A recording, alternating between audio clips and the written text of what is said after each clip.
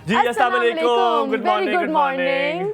कैसे हैं आप सब लोग? उम्मीद करते हैं आप सब लोग खैरियत से होंगे और अपने घरों में खुशबाश होंगे। एक नए दिन का खूबसूरत आगाज़ कर चुके होंगे। और हमायूं अब देखें छुट्टियां ख़त्म हो चुकी हैं ईद की, दोबारा से आपने अपना फोकस लेकर आना है, काम पर लेकर आने के। मुझे लगा आज आप आज भी नींद में हैं तो मैंने कहा मैं ही हेलो कर दूं। नहीं, बिल्कुल भी नहीं, मैं नींद पर नहीं हूँ।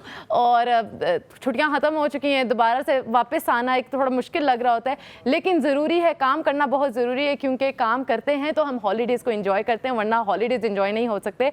तो जी मैं हूँ आपकी होस्ट वस्त नईम और मेरा साथ देते हैं हुमायूं, ज़ेब अब्बासी। और कुछ लोग तो ऑफिस में होंगे और कुछ लोग जो हैं वो घर पे होंगे। जो घर पर है उनको कहेंगे जनाब आपने पहले थोड़ी देर रेस्ट करना है, क्योंकि पहले ही उठते साथ काम नहीं करना चाहिए। सबसे पहले थोड़ी बहुत एक्सरसाइज कर लिया करें, क्योंकि एक्सरसाइज जब आप कर लेते हैं, कुछ थोड़ा सा स्ट्रेच कर लेते हैं, तो उससे जो बाकी का दिन है वो बड़ा खूबसूरत और अच्छा गुजरता है। आज इस्लामाबाद में मौसम बहुत खूबसूरत है। जब हम सुबह उठे तो मौसम बड़ा खूबसूरत। आज जब मैं मौसम की बात कर रहा था, बल्कि मैं जब गाड़ी चला रहा था, तो मैंने कहा मैं आज हलीमा से बात करूंगा कि आज हम मौसम की दोबारा शुरुआत करेंगे। फिर मुझे याद आया कि मेरी बस मेरे साथ हलीमा, हम आपको बहुत मिस कर रहे हैं, जल्दी से आ जाओ। हमारी आपने बिल्कुल सही बोला। सुबह जब उठे थे, मैं तो आज पूरे 5 बजे उठ गई थी, तुक्के से आंख खुल गई और मैं बाहर गई तो बारिश हो रही थी, इतना खूबसूरत मौसम था। और आई थिंक जब सुबह सुबह मौसम अच्छा होता है, आपका ऑटोमेटिकली मूड अच्छा हो जाता है। मेरी 5 बजे आंख खुलती है, तो मैं जब 5 बजे आंख खुली तो मुझे बारिश की आवाज है। मैंने कहा ओए होए होए, बारिश की आवाज, बिल्कुल क्या मजे। और वैसे जब से ईद आई है ना, बस तब मतलब ईद के स्टार्ट से मौसम बहुत अच्छा हो, बिल्कुल मौसम। और अच्छा हमायूं आपने नोट किया, मोस्टली ईद पर अल्लाह पाक कुछ ऐसा करम कर देते हैं कि जितना मर्जी गर्म वेदर थ्रू आउट चल रहा हो, लेकिन ईद पर बारिश हो जाती है। छोटी ईद पे भी बारिश हुई थी और बड़ी ईद पे भी मौसम बहुत अच्छा हो गया था। अच्छा हमायूं, आप जल्दी उठते हैं या लेट उठते हैं? मैं बहुत जल्दी उठता हूँ, मतलब छुट्टी वाले दिन भी जल्दी उठता हूँ, क्योंकि हैबिट हमारी बन जाती है। रैबिट मेन्यू हैबिट बनी है मेरी, रैबिट अभी नहीं बना, उससे मुझे हैबिट बन जाती है। और पता है सुबह उठने के बहुत सारे फायदे मैं पढ़ रही थी, आपकी जो मेंटल स्टेबिलिटी है उस पर बहुत ज्यादा रोल प्ले करती है। अच्छा जैसे हमायूं अभी बता रहे थे कि आपको एक्सरसाइज भी सुबह उठ के थोड़े स्ट्रेच वगैरह करना चाहिए, वो भी करना चाहिए, लेकिन सुबह उठते साथ ही निहार मुंह आपको पानी भी लाजमी पीना चाहिए। वो आपकी बॉडी से टॉक्सिन्स फ्लश करते हैं। मैं 2 ग्लास पीती हूँ और मैं इससे कोशिश करती हूँ 1 ग्लास जो है वो लीमू उसमें निचोड़ के। बड़े मजे की बात बताता हूँ, उसके बाद न्यूज़ की तरफ जाएंगे। रात को ना मैंने बनाई हुई थी मैंगो डिजर्ट, फिर उसके बाद न्यूज़ की तरफ मैं आपको लेकर चलता हूँ। मैंने मैंगो डिजर्ट बनाया था और मैंगो डिजर्ट बनाने के बाद ना मैंने उसको फ्रिज में रखा और वो ना बड़ा मजे का ठंडा ठंडा हो गया। और मैंने जब रात को खाया तो अब मुझे उससे पहले लग रही थी प्यास, तो मैंने जब खा लिया तो मेरा ना गला थोड़ा सा जो है वो ख़राब मुझे फील होना शुरू हो गया। मुझे मैं चाह रहा हूँ आप थोड़ा सा इधर, ताकि मैं जरा कैमरे में सो हुआ ये कि मैंने जी वो खा लिया। तो अक्सर आप ये करते होते हैं कि जब आप कोई ऐसी चीज़ खा लेते हैं ना, उसके बाद आपको खदशा होता है कि अगर पानी पी लिया तो गला खराब हो सकता है। तो मुझे इतनी प्यास लग रही थी बस, और मैं बगैर पानी पिए कि मैंने डिजर्ट खा लिया, तो क्रीम बहुत ज़्यादा थी, मैंने कहा इससे गला खराब होगा और सुबह मेरा शो है, तो मैं ऐसे ही सो गया। और तकरीबन 3 बजे मेरी आंख खुली और फिर मैंने टॉन्सिल्स हुए थे, गला खराब हुआ। आपके हस्बैंड वाली हरकत की मैंने, जो फिर पानी छिका और उसके बाद मुझे भूख भी लग गई, फिर मैंने फ्रिज में से कुछ निकाला और मैंने खा लिया। तो ये जी मेरी स्टोरी थी, व्हिच वाज नॉट गुड। और मैं सुबह से मैंने कहा यार मुझे नहीं खाना चाहिए था रात का बड़ा। और मैं उम्मीद करती हूँ अभी आपको भूख नहीं लगी होगी, क्योंकि सुबह हमायूं आते साथ ही कहते मुझे बहुत भूख लग रही है, तो रात को आप खा कर आए हैं। आज भी लग रही जी, आज भी लग रही है।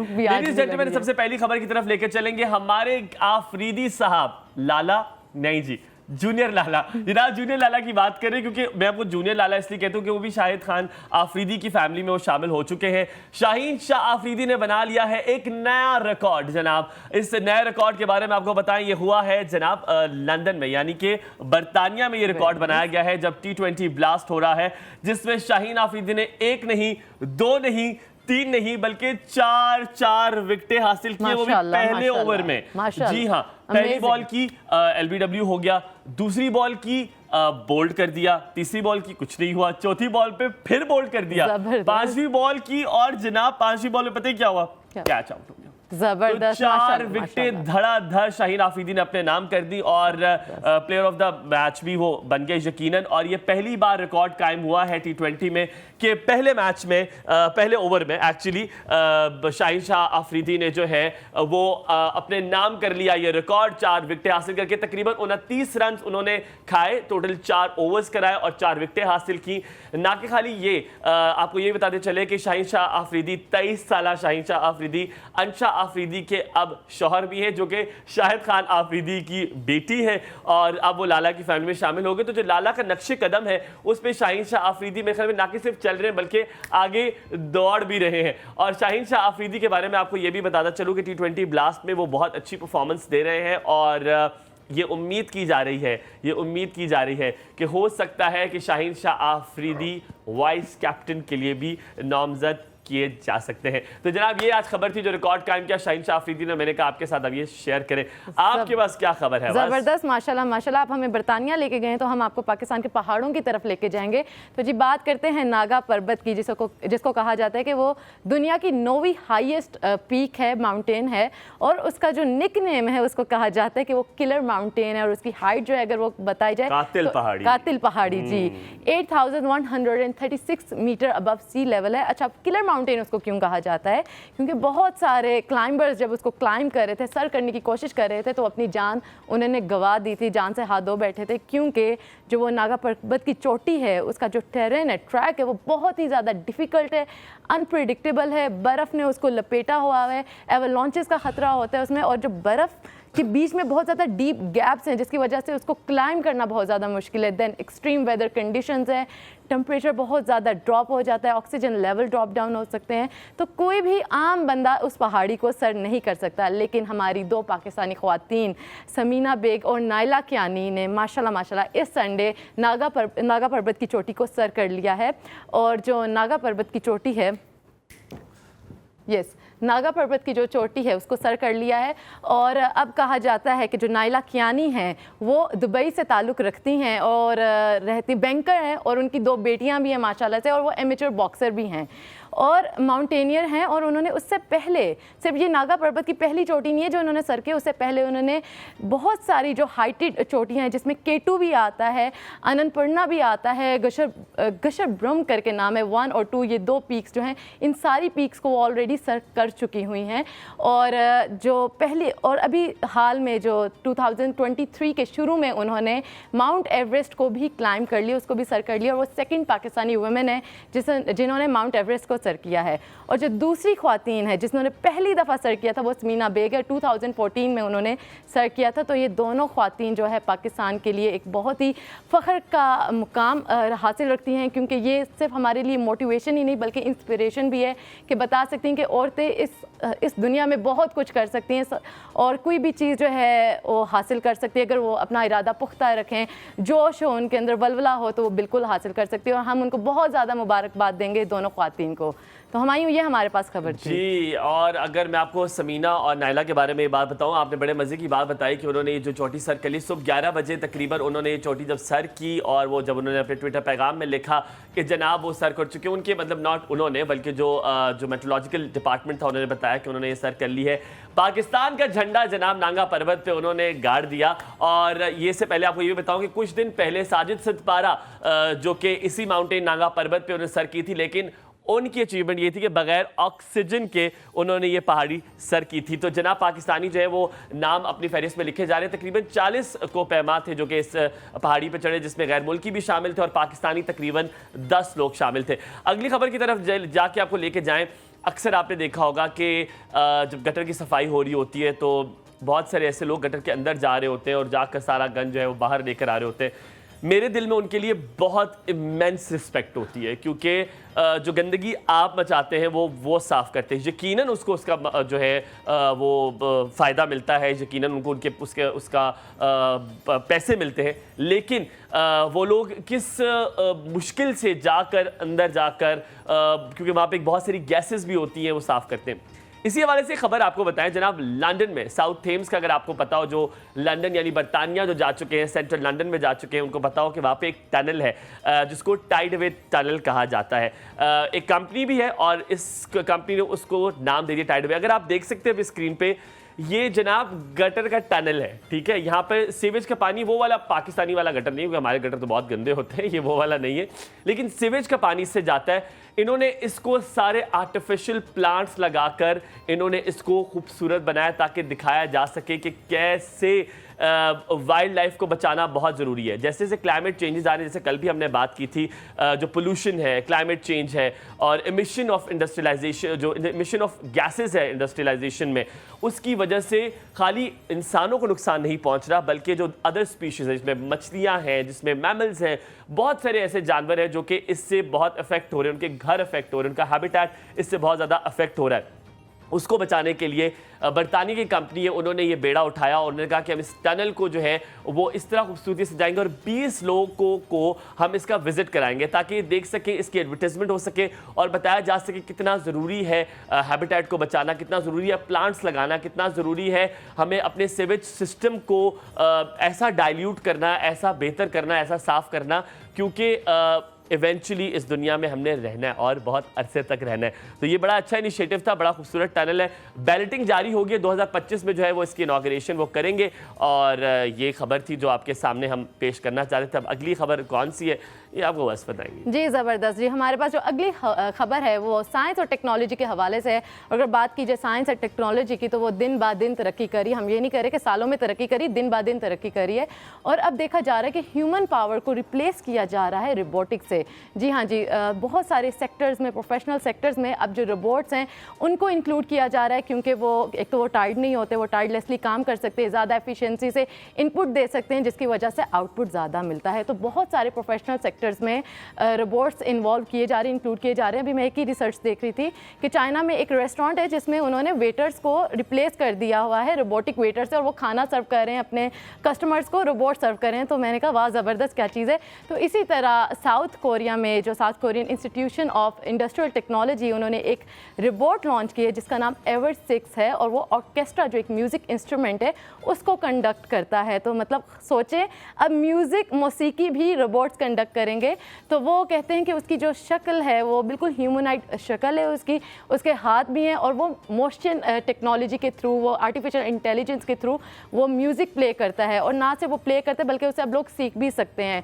तो जितने भी ऑडियंस थे उस हॉल में, थिएटर में, वो हैरान हो गए थे कि कैसे एक रोबोट जो है वो म्यूज़िक प्ले भी कर रहा है, उसे हम सीख भी सकते हैं।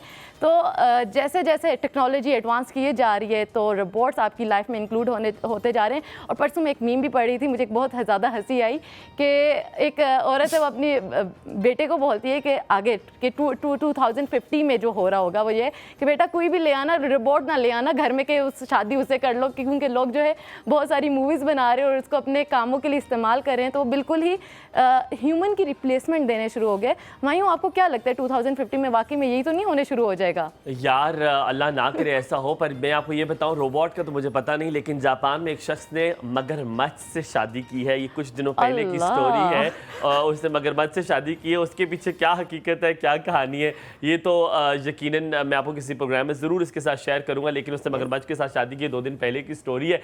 आज आपको अगली खबर की तरफ लेकर चले। जनाब, ट्विटर जिसको हम बहुत ज़्यादा यूज़ करते हैं, कहते ये हैं कि जो पढ़े लिखे लोग होते हैं वो ट्विटर यूज़ करते हैं। एक रिसर्च ने भी कहा है कि 71% लोग जो है वो ट्विटर इस्तेमाल करते हैं जो एजुकेटेड होते हैं, जिन्हें अपना टाइम सर्व करना होता है, अपना टाइम कंज्यूम करना होता है ऐसी चीज़ों में जहाँ पर वो कुछ सीख सकें। ट्विटर में बहुत सारी चीज़ें आप सीखते हैं, कोई इधर उधर की बकवास करने लगा था पर वो कहना नहीं चाह रहे, इधर उधर की बातें नहीं होती, तो वहाँ पर आप जामे जो आपको पॉइंट्स मिलते हैं। अगर लिंक्डइन भी एक ऐसी एक प्लेटफॉर्म है जहाँ पर आप सिर्फ सोशलाइज खाली नहीं करते, वहाँ पर आपको इन्फॉर्मेशन मिलती है, वहाँ पर आपको जॉब अपॉर्चुनिटीज़ मिलती है। इसी तरह ट्विटर भी उनमें से एक प्लेटफॉर्म है। ट्विटर जो कि आप जानते हैं एलन मस्क का, और जब से एलन मस्क ने उसको टेक ओवर किया है, ट्विटर में एक नई से नई चीज़ें आती हैं और वो खबरों में रहते हैं, उनको खबरों में रहना आता है। तो जनाब एलन मस्क ने खबरों में रहने का एक और तरीका अपनाया, ये है कि जनाब अगर आप ट्विटर यूज़र नहीं है तो आप तकरीबन 300 से 500 ट्वीट्स देख सकते हैं। जैसे भी आप गूगल पे कोई ट्वीट लिखते हैं तो वो आ जाती है और आप वो ट्वीट देख भी सकते हो। तकरीबन आप इस तरह 300 से 500 ट्वीट्स देख सकते हैं। लेकिन अगर आप ट्विटर यूज़र हैं तो आप तकरीबन 6000 ट्वीट्स देख सकते हैं। मुझे याद है आज भी जो ब्लू टिक था उसको भी पाने के लिए, जो वाइट टिक ब्लू टिक जो भी है उसको पाने के लिए भी आपको फ़ी पे करना है। ये एलन मस्क ने जो है एक पॉलिसी लाई थी। अब एक और जो मजे की बात एलन मस्क की, जो मैंने कहा साथ साथ आपको बता दूं, मार्क जुकरबर्ग और एलन मस्क की एक फाइट भी प्रिडिक्टेड है। ये कहा जा रहा है कि दोनों की एक फाइट होगी, बॉक्सिंग जो है वो चैंपियनशिप होगी। ये कब होगी ये नहीं पता, लेकिन ये इस बात की तस्दीक बड़े लोगों ने की है कि ये बात जो लड़ाई है, ये जंग है जो कि फेसबुक के मार्क जुकरबर्ग है और ट्विटर के एलन मस्क है, इनकी एक फिजिकल फाइट होना बाकी है। तो अगली खबर अगर आपके पास, आप कुछ बताना चाह रही हैं? यस बिल्कुल। जो अगली खबर है हमारे पास थोड़ा सा परेशान कर देने वाली है, और वो खबर ये है कि जो सूरज है अपने सोलर साइकिल के पीक एक्टिविटी लेवल पर पहुंच गया, उस लेवल पर दाखिल हो गया जिसको सोलर मैक्सिमम भी कहा जाता है। और हमायूं ये पीरियड कहा जाता है कि ऑलमोस्ट 11 ईयर्स के बाद आता है, अप्रॉक्सीमेटली उसका ये 11 ईयर्स का टेन्योर है। लेकिन इस दफ़ा जो साइंटिस्ट ने जो नई रिपोर्ट दी है, उन्होंने बताया कि वो 2 साल पहले अर्लियर आ रहा है, मतलब 2025 पर पहले एक्सपेक्ट किया जा रहा था कि सोलर अपने सोलर मैक्सिमम पर, लेकिन इस साल के आखिर में वो आ रहा है। और जब ये सोलर मैक्सिमम पर सूरज अपने पहुंचता है इस peak level, peak activity level पर, तो इसकी जो इलेक्ट्रोमैग्नेटिक फील्ड है उसके नॉर्थ और साउथ पोल की, वो बहुत ज़्यादा इंटेंगल्ड हो जाती है, अनस्टेबल हो जाती है, बल्कि कहा जाता है कि रिवर्स हो जाती है, जिसके बहुत सारे इफेक्ट्स हैं जो हमारी अर्थ को भी फेस करने पड़ेंगे। कहते हैं कि सूरज के सरफेस पर बहुत ज़्यादा स्पॉट्स आपको दिखाई देंगे अगर आप वो थ्रू जो भी कैमरा आप देखेंगे। नॉर्मली 114 स्पॉट्स होते हैं, लेकिन इस बार वो कह रहे हैं कि तकरीबन 140 स्पॉट्स होंगे। ये वो स्पॉट्स होते हैं जनाब, अगर आप सूरज पे देखें, मैं चाह रहा था आज हम चाह रहे थे कि हम आपको ये इन्फॉर्मेशन जैसे ये आप सूरज पे स्पॉट्स देख रहे हैं, ये ठंडी जगहें हैं सूरज की। ये वो स्पॉट्स हैं जहां पर सूरज की जो शिद्दत है उसकी सबसे ज्यादा कमी इन स्पॉट्स पर होती है, तो ये सबसे ज्यादा ठंडी जगहें। बिल्कुल, तो ये उन्होंने बताया जिसकी वजह से फर्दर ट्रिगर क्या किया जाएगा कि सोलर फ्लेयर्स होंगे, सोलर स्टॉर्म्स होंगी, और जिसका ट्रिकल डाउन इफेक्ट हमारे अर्थ पर होगा। क्योंकि कहते हैं पहले भी ये वाला पीरियड आता था, लेकिन पहले अर्थ के लिए इतना प्रॉब्लम नहीं था इस प्लैनेट के लिए, लेकिन अब प्रॉब्लम बहुत ज़्यादा है उसके पावर इंफ्रास्ट्रक्चर के लिए, कम्युनिकेशन के लिए, इसके सैटेलाइट ऑपरेशन के लिए, क्योंकि अब हम बहुत ज़्यादा रिलाई करते हैं इलेक्ट्रिसिटी और इंटरकनेक्टिविटी के ऊपर। और ये जो मैग्नेटिक फील्ड्स भी जिनके बारे में आप बात करी थी, जब भी मैग्नेटिक फील्ड्स, अब क्योंकि 140 सर्फेसेस है, तो जो ठंडे इलाके उनसे मैग्नेटिक फील्ड बनती है, तो मैग्नेटिक फील्ड ज़्यादा बनेगी, तो इससे जियोनोमेट्रिक स्टॉर्म आने का खतरा है, जिससे कम्युनिकेशन में मसला होगा, सैटेलाइट में मसला हो सकता है, इंटरनेट कनेक्टिविटी में मसला हो सकता है, आपकी यहाँ तक कि पावर ग्रिड भी डाउन हो सकती है। आपको याद है पाकिस्तान में एक दिन पावर ग्रिड डाउन हुआ था पूरे मुल्क में, तो खुदा ना खास्ता ऐसा खदशा है, और ना कि सिर्फ खाली पाकिस्तान को, पूरी दुनिया में ये खदशा है कि ये इस साल के आखिर में। लेडीज जेंटलमैन, यहाँ पे लेंगे छोटा सा ब्रेक के बाद आपको अपने मेहमानों से मिलवाएंगे। आप देख रहे हैं एक और सुबह, जिए और थोड़ा सा और जिए, और दोबारा कहेंगे जी ले जरा। Good morning.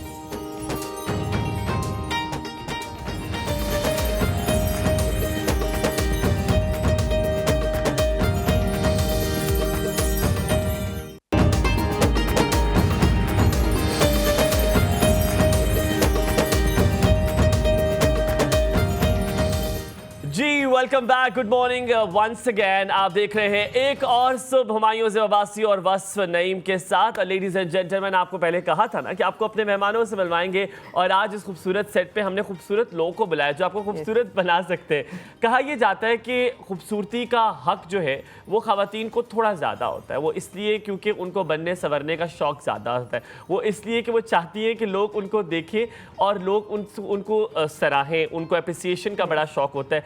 जहाँ तक दूसरी तरफ ये कहा जाता था कि मर्दों को बनने संवरने का इतना शौक नहीं होता, ये कहा जाता था कि एप्रिसिएशन उनको इतनी ज़्यादा लुभाती नहीं है, इतनी पसंद नहीं होती, लेकिन तहकीक ने ये सब चीज़ें गलत कर दी। लेकिन कितनी ये बात सच है, कितनी मुस्बत है, ये आज हम पूछेंगे। कहते हैं ना, एक्सपर्ट से एक्सपर्ट की ज़ुबान में पूछेंगे कि क्या इस बात में कितनी सदाकत है, और खूबसूरत लगने का अगर हक मर्दों को है तो वो कैसे खूबसूरत लग सकते हैं। लेडीज जेंटलमैन, आज हमारे पास एस्थेटिशियन नहीं बल्कि मेडिकल एस्थेटिशियन है।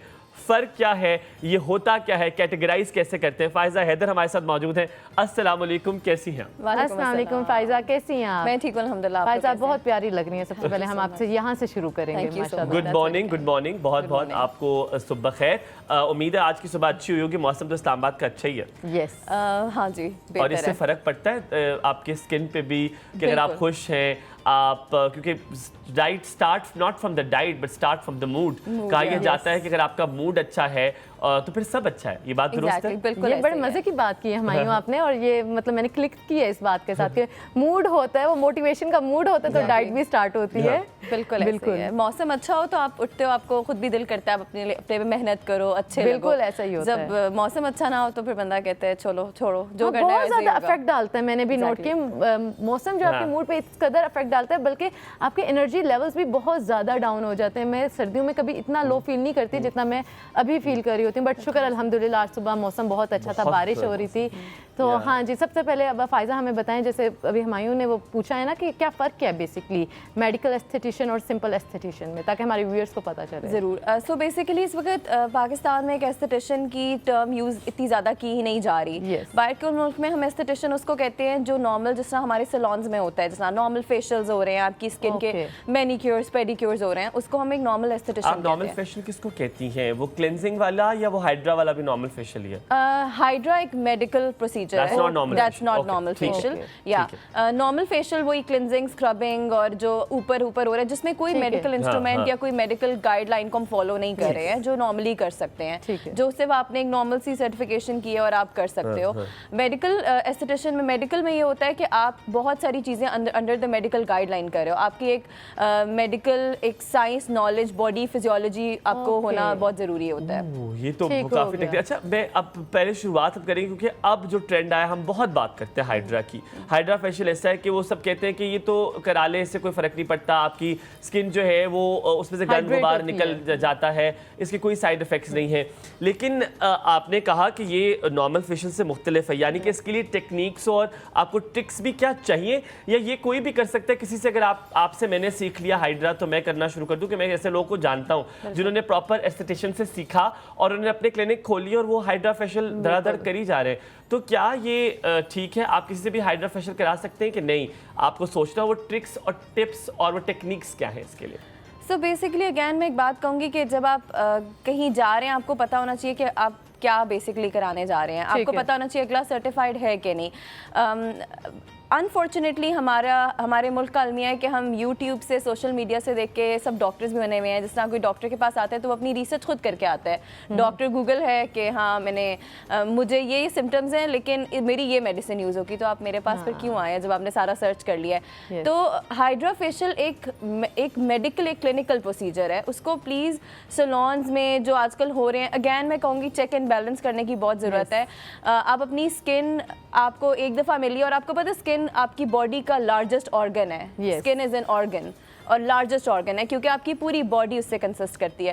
तो ये मुझे आज पहली पता ऑर्गन है, ये मुझे नहीं पता था। अच्छा, ये पता है हुमायूं, ये बहुत जनरल नॉलेज के क्वेश्चंस में भी ये वाला क्वेश्चन बहुत ज्यादा था, व्हाट्स द बिगेस्ट लार्जेस्ट जो ऑर्गन आपका वो कौन सा बॉडी का, और कभी लिखा होता है हार्ट, लंग्स, और स्किन को तो कभी नहीं आप देखते, तो दैट इज बेसिकली स्किन। या एग्जैक्टली। और आप देखें आपकी बॉडी के अंदर जो भी जा रहा है वो इससे पोर्स के थ्रू आपके अंदर जा रहा है। हम तो हमेशा सोचते हैं कि हम सांस ले रहे हैं या हम इनहेल एक्सेल कर रहे हैं, कुछ अंदर जा रहा है। हमारे पोर्स के थ्रू, अभी हम बैठे हुए हम सांस रोक भी लेंगे तो हमारी बॉडी के थ्रू, हमारे स्किन के थ्रू, हमारे पोर्स के थ्रू सब कुछ हमारे अंदर जा रहा है। तो आप जब किसी के आगे लेट गए हाइड्रा फेशियल के लिए, आपको क्या पता आपकी स्किन के अंदर क्या जा रहा है, तो इसके बारे में अगैन पहले तो पता होना चाहिए। हाइड्रा फेशियल बेसिकली इसको हम हाइड्रो फेशियल भी कहते हैं कनाडा में। एक hydra means again water, oxygen, water जो है आपने हाइड्रेट करना है अपने आप को। एक मशीन होती है, अगैन पाकिस्तान में लाइसेंस के बगैर मिल जाती है, सबको मिल जाती है, तो सब कहते हैं कि हम ले लेते हैं। टाइप्स भी होती हैं बहुत सारी। बिल्कुल होती हैं। एक बेसिक भी होती है, फिर उसमें आगे आप जितने पैसे लगाते जाएं उससे ज़्यादा। अगैन मैं ऑनेस्टली बताऊं तो टेक्नोलॉजी एक ही है। लोग जब आके कहते हैं उसके पास 14 इंस्ट्रूमेंट वाली हाइड्रा है, 7 स्टेप्स से ज़्यादा, लेकिन उससे कोई इतना खासा फर्क नहीं पड़ता। It depends on technique and tricks. Honestly yes, because I have tried सब पे। स्किन ने उतना ही लेना है जो आपने देना है। स्किन ने अगर इतना एक पी साइज का मॉइस्चराइजर अब्जॉर्ब करना है, आप 2 टेबलस्पून भी डाल लेंगे, वो एक पी साइज ही एब्जॉर्ब करेगी। तो ये थोड़ी साइंस है। बेसिकली अगैन सबसे पहले डर्माब्रेशन होती है हाइड्रा फेशियल में, सक्शन जिसको हम कहते हैं, आपके पोर्स को सक करता है, ब्लैक हेड्स से निकालता है, वो स्क्रबर है। स्क्रबर जो है वो आपके नाक से black heads, white heads remove करता है, उससे बहुत डैमेज भी होता है। अभी यहाँ पर मैं देखती हूँ लोग 1500-2000 में भी हाइड्रा फेशियल करें, हमें आके बोलते हैं हाँ, फलां हाँ। जगह पे तो पार्लर्स में हो रहा है और 1000 रुपए की डील लगी 2000 मैं अब क्या पार्लर का तो नाम नहीं ले सकते हम, लेकिन 2500 में हाइड्रा फेशियल भी हो रहा था, आपका मैनिक्योर पेडिक्योर भी हो रहा था और आपका ब्लोडर हेयर कट भी हो रहा था और कह रहे थे प्रोटीन मास्क भी प्लॉट भी आपको था लगा उसके के देगी। नहीं ये सारी प्लॉट ही रह गया, बाकी चीजें तो- CD70 भी नहीं, और ऑनेस्टली हमायूं मैंने वो फिर जाके आपको वो पता है इस तरह की आपको बना के देते हैं कि आप फौरन रेडी हो जाते हो कि मैं जाकर देखूं, और मैं गई उस सैलून में और मैंने अस्तगफुरुल्लाह करके वापस है कि कितना गलत वो लोग बता रहे हैं और देख देखिए आप एक बात देखें कि अगर वो आप पे 2000 का हाइड्रा कर रहे हैं फॉर एग्जांपल, उसमें कम से कम उन्हें अपना 1000-1200 तो बचाना ही बचाना है। हाँ। तो आप देखें उसमें वो आपको प्रोडक्ट क्या यूज़ कर रहे हैं। आप सबसे पहले तो ये देखें ना कि वो 2000 में आपके हाइड्रा में कम से कम वो 80% अपना मार्जिन या 70% अपना मार्जिन रख रहे हैं, उसके अलावा फिर उनके वो वाइप्स वगैरह भी यूज़ कर रहे हैं, तो वो प्रोडक्ट कितनी सस्ती यूज़ कर रहे हैं। पर फायजा क्या प्रोडक्ट्स, मुझे कॉन्सेप्ट नहीं था, हाइड्रा में प्रोडक्ट्स भी यूज होते हैं कि खाली मशीन का काम होता है? देखिए अगेन दोनों चीज़ें हो सकती हैं। जिस तरह जब मैं सीखती थी तो जो मेरे जो टीचर थे डॉक्टर अदनान, वो हमेशा बोलते थे कि मैं बिल्कुल प्रोडक्ट्स के फेवर में नहीं हूँ, लेकिन अगर मैं अपना जितना भी मेरा एक्सपीरियंस है उससे बोलूँ तो I think I always prefer, मैं हमेशा अपने क्लाइंट को पहले एक अच्छा क्लिनजिंग देती हूँ, स्क्रबिंग देती हूँ, because I think skin clear, साफ होना, क्लीन होना बहुत ज़रूरी है before we start the hydra. Okay. अच्छा फायजा, मैं यहाँ पे एक चीज़ ऐड करना चाहूँगा। जो आपने क्लेंजिंग की बात की कि आज अभी मौका मिला, तो मैं सोच रहा था कब मुझे मौका मिलेगा बताऊंगा। मैंने एक ना मास्क बनाया, परसों मैंने लगाया, और मैंने उससे पहले क्लेंजर यूज़ किया था और वो लिटरली इतना बुरा था कि कुछ फ़र्क नहीं पड़ा मुझे। और मैं बिल्कुल जिस तरह पहले था ज़िंदगी में, हाँ यकीनन से शक्ल नहीं बदलती है, मुझे पता है लोग ये कह रहे होंगे, लेकिन कुछ मतलब ज़िंदगी में सफाई तो आती है ना, कुछ भी नहीं आया। तो मैंने क्योंकि मेरी बड़ी अम्मा जो है मुझे अक्सर चीज़ें बताती होती हैं, तो उन्होंने मुझे कहा कि कॉफ़ी जो है ना, कॉफ़ी को तुम ना गुलाब का अर्क डालो और तुम वो लगाओ और साथ में मुल्तानी मिट्टी डाल दो और शहद भी डाल दो। क्योंकि घर में शहद मौजूद ना था तो मैंने शहद नहीं डाला, लेकिन मैंने गुलाब का अर्क, कॉफ़ी का एक स्पून लिया, मैंने टेबल स्पून लिया और 1 टेबल स्पून मैंने मुल्तानी मिट्टी ली, या वो मैंने मिक्स किया और मैंने लगाया। Trust me Faiza, it actually was really effective. उससे इतना फ़र्क पड़ा मेरे स्किन पे, मुझे प्रॉपर क्लेंजिंग महसूस हुई और मैंने 20 मिनट लगाया और उसके बाद वो बिल्कुल ठीक था। तो आप लोग भी यूज़ कर सकते हैं। अच्छा, मैं बल्कि बहुत अच्छी आपने बात की है। सो मैं भी कोई तकरीबन 2 वीक्स बैक कनाडा से वापस आई हूँ और मैंने जो अपनी रीसेंट सर्टिफिकेशन की है वो स्किन फॉर्मुलेशन एंड प्रोडक्शन पे है।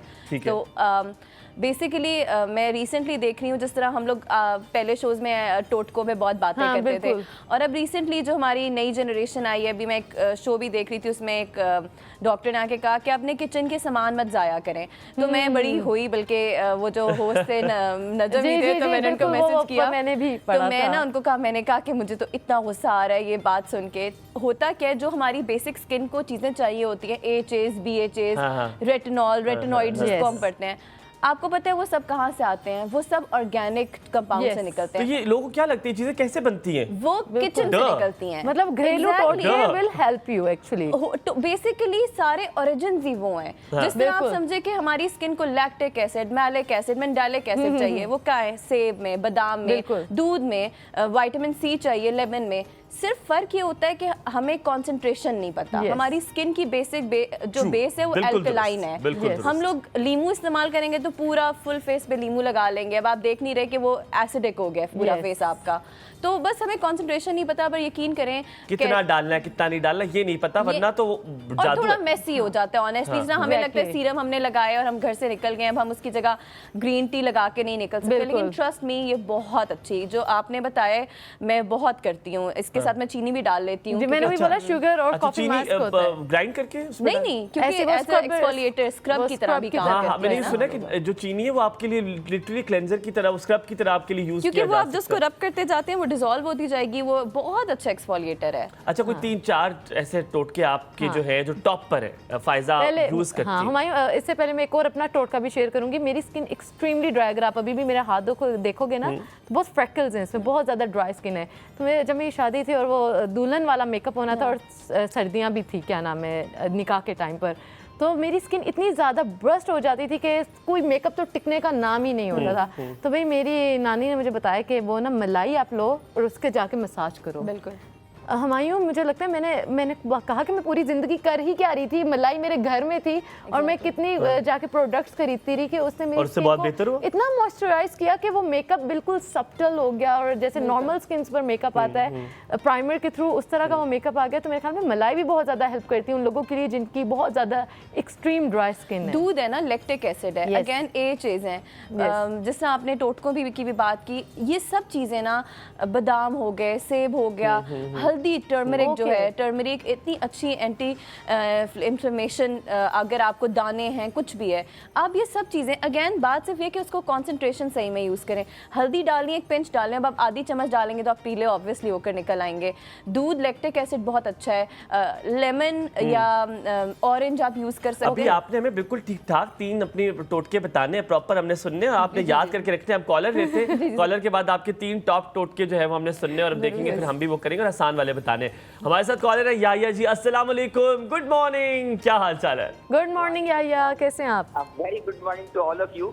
और माशाल्लाह मुझे ये सेट की जो चेंज है ना बहुत प्यारी लगी है, इसके अंदर बड़ा मुझे अच्छा। और मैं बीच में जो आपका पीछे जो एक कबूतर उड़े, कबूतर नहीं, ग्रीन जो आपने लगाया ना वो बेल टाइप का, वो बहुत खूबसूरत लगा। ये हमारे सब हमारे हेड को जाता है, साइमा है, उन्होंने इसको वो किया है। हमने इसको थोड़ी सी लाइव बख्शी है इस सेट के अंदर, ग्रीनरी ऐड करके। इस पर लाइवली लगता है। पहले तो आपकी गेस्ट को भी बहुत सलाम हो। अच्छा, बात ये कि बालों के हवाले से हम 1000 ऐड देखते हैं। मेरा इनसे सवाल ये कि पता नहीं इस किस्म के इश्तिहार जो आ रहे हैं कि वो डैंड्रफ के और उसमें कोई पपीता मिला रहा है तो कोई कुछ मिला रहा है, जबकि उसमें वो चीज होती ही नहीं है। जो इंग्रेडिएंट लिखे हुए होते हैं नेचुरल, वो होती नहीं, सारे केमिकल्स होते हैं। बिल्कुल। एक तो ये बताइए कि जाहिर बात है आप तशहीरबाजी इस तरह करते हैं, लोगों को गुमराह करते हैं, तो जो केमिकल हैं बहुत सारे नुकसानदेह भी होते हैं बालों के लिए, ये इसके बारे में फरमाइएगा।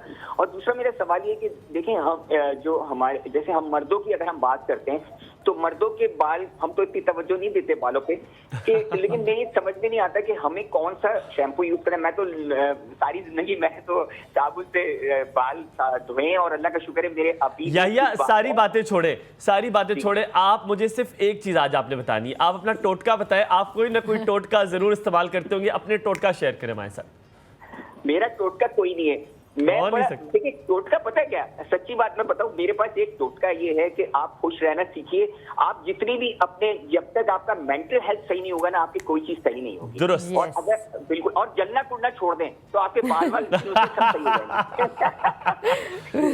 जाएंगे। ये आपने दुरुस्त बात कर दी है। इससे मैं कहता हूँ आपने आज की जो कंक्लूड कर दी है सारी बात, आपका बहुत बहुत शुक्रिया। आप हमेशा कॉल करते हैं और हमेशा बड़ी सॉलिड इनपुट, कॉन्क्रीट इनपुट देते हैं। ये भी बड़ा फर्क पड़ता है। हमने शुरू में ही बात की कि आपका मूड जिस तरह का, आपका दिल का हाल जैसा, अब आपकी शक्ल पे भी नजर यकीनन आता है। आपके 3 टॉप टोटके क्या हैं जनाब?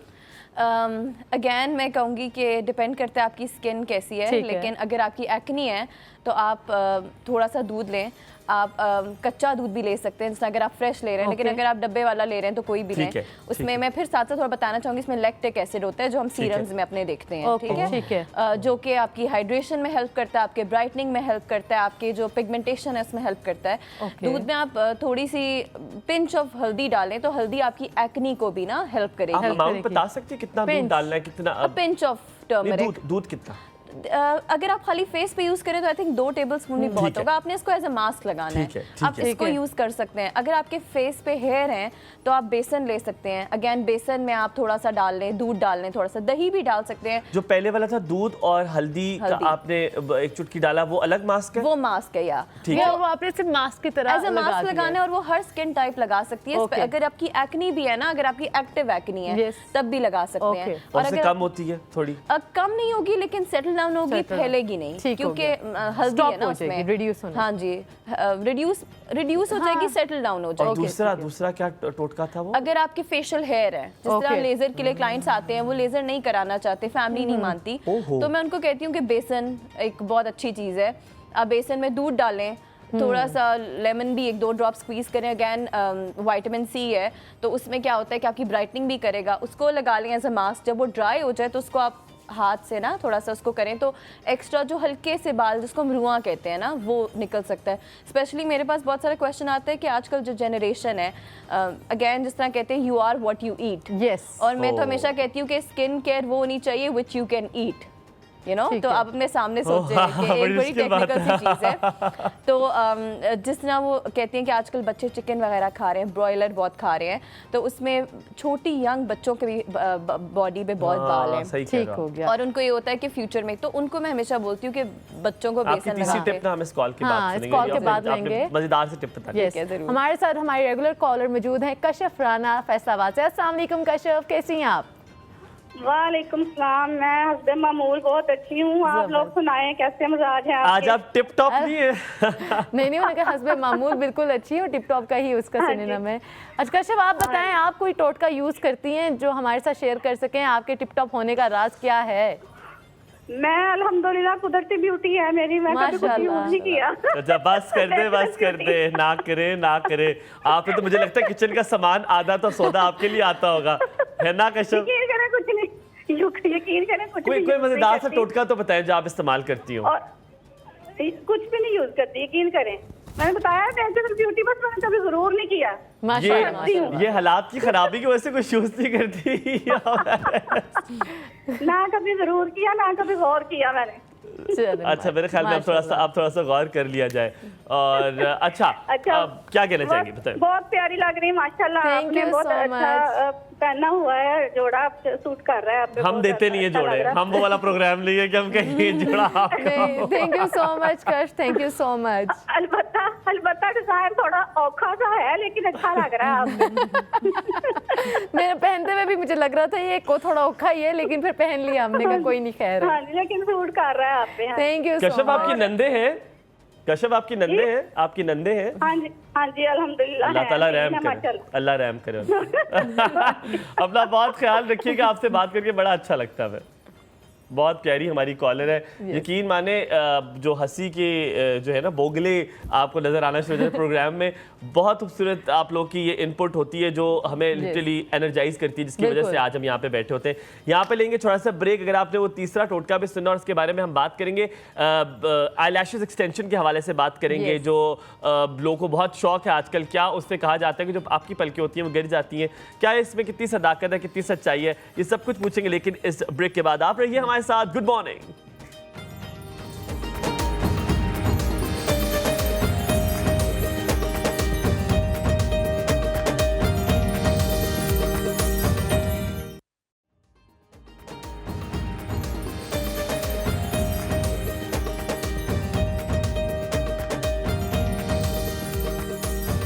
जी welcome back to the show. हमारे साथ मेडिकल एस्थेटिशियन फाइजा मौजूद हैं और अभी वो हमें घरेलू टोटके बता रही थी। ब्रेक में जाने से पहले उन्होंने दो बता दिए थे। मैं जल्दी से उनसे वो तीसरा घरेलू टोटका पूछते हैं कि क्या वो टोटका है, फिर उसके बाद बाकी सवाल भी करेंगे जो बहुत इन्फॉर्मेटिव होंगे हम सबके लिए। तो जी फाइजा बताएं तीसरा टोटका कोई। अगेन ब्राइटनिंग का पूछते हैं, तो जरा मैं दो चीज़ें जो आपने कॉफ़ी का बोला था, कॉफ़ी चीनी और उसमें आप थोड़ा सा पाउडर्ड मिल्क डाल लें, थोड़े से ड्रॉप्स ऑफ मिल्क डाल के, ब्राइटनिंग इफेक्ट, ब्राइटनिंग, थोड़े ड्रॉप्स ऑफ वाटर डाल के उसका एक पेस्ट बना लें थिक सा, उसको एज अ स्क्रब अपने फेस पे यूज करें आप। एक्नी वाले ये ना करें, 5 मिनट तक 10 मिनट या उसको एज अ स्क्रब यूज करके उसके बाद उसको थोड़ी देर एज अ मास्क भी रहने दें। लेकिन एक्नी वाले वो ना यूज करें जिनके पास ट्यूल्स और पप्यूल्स हैं, वो फिर ये होता है कि वो उसको थोड़ा ट्रिगर कर एग्रीगेट कर अच्छा फायदा ये भी बताइएगा, लोग स्क्रबिंग के नाम पर इससे जोर जोर से लगे होते हैं, अपनी स्किन को चीर देते हैं लिटरली कि उनको रैशेस आ जाते हैं। स्क्रबिंग करने का भी एक प्रॉपर आई थिंक एक मैकेनिज्म होता है, तरीका होता है कि आप आराम से करते हो, जेंटली करते हो, बहुत ज़्यादा जोर से करते हैं लोग स्क्रबिंग। देखिए स्किन की 7 लेयर्स हैं Yes. और आपने पहली लेयर को साफ करना है। यस आप जितना भी रगड़ लें वो साफ उतनी होनी है जितनी वो है, या तो फिर वो उतर जाएगी।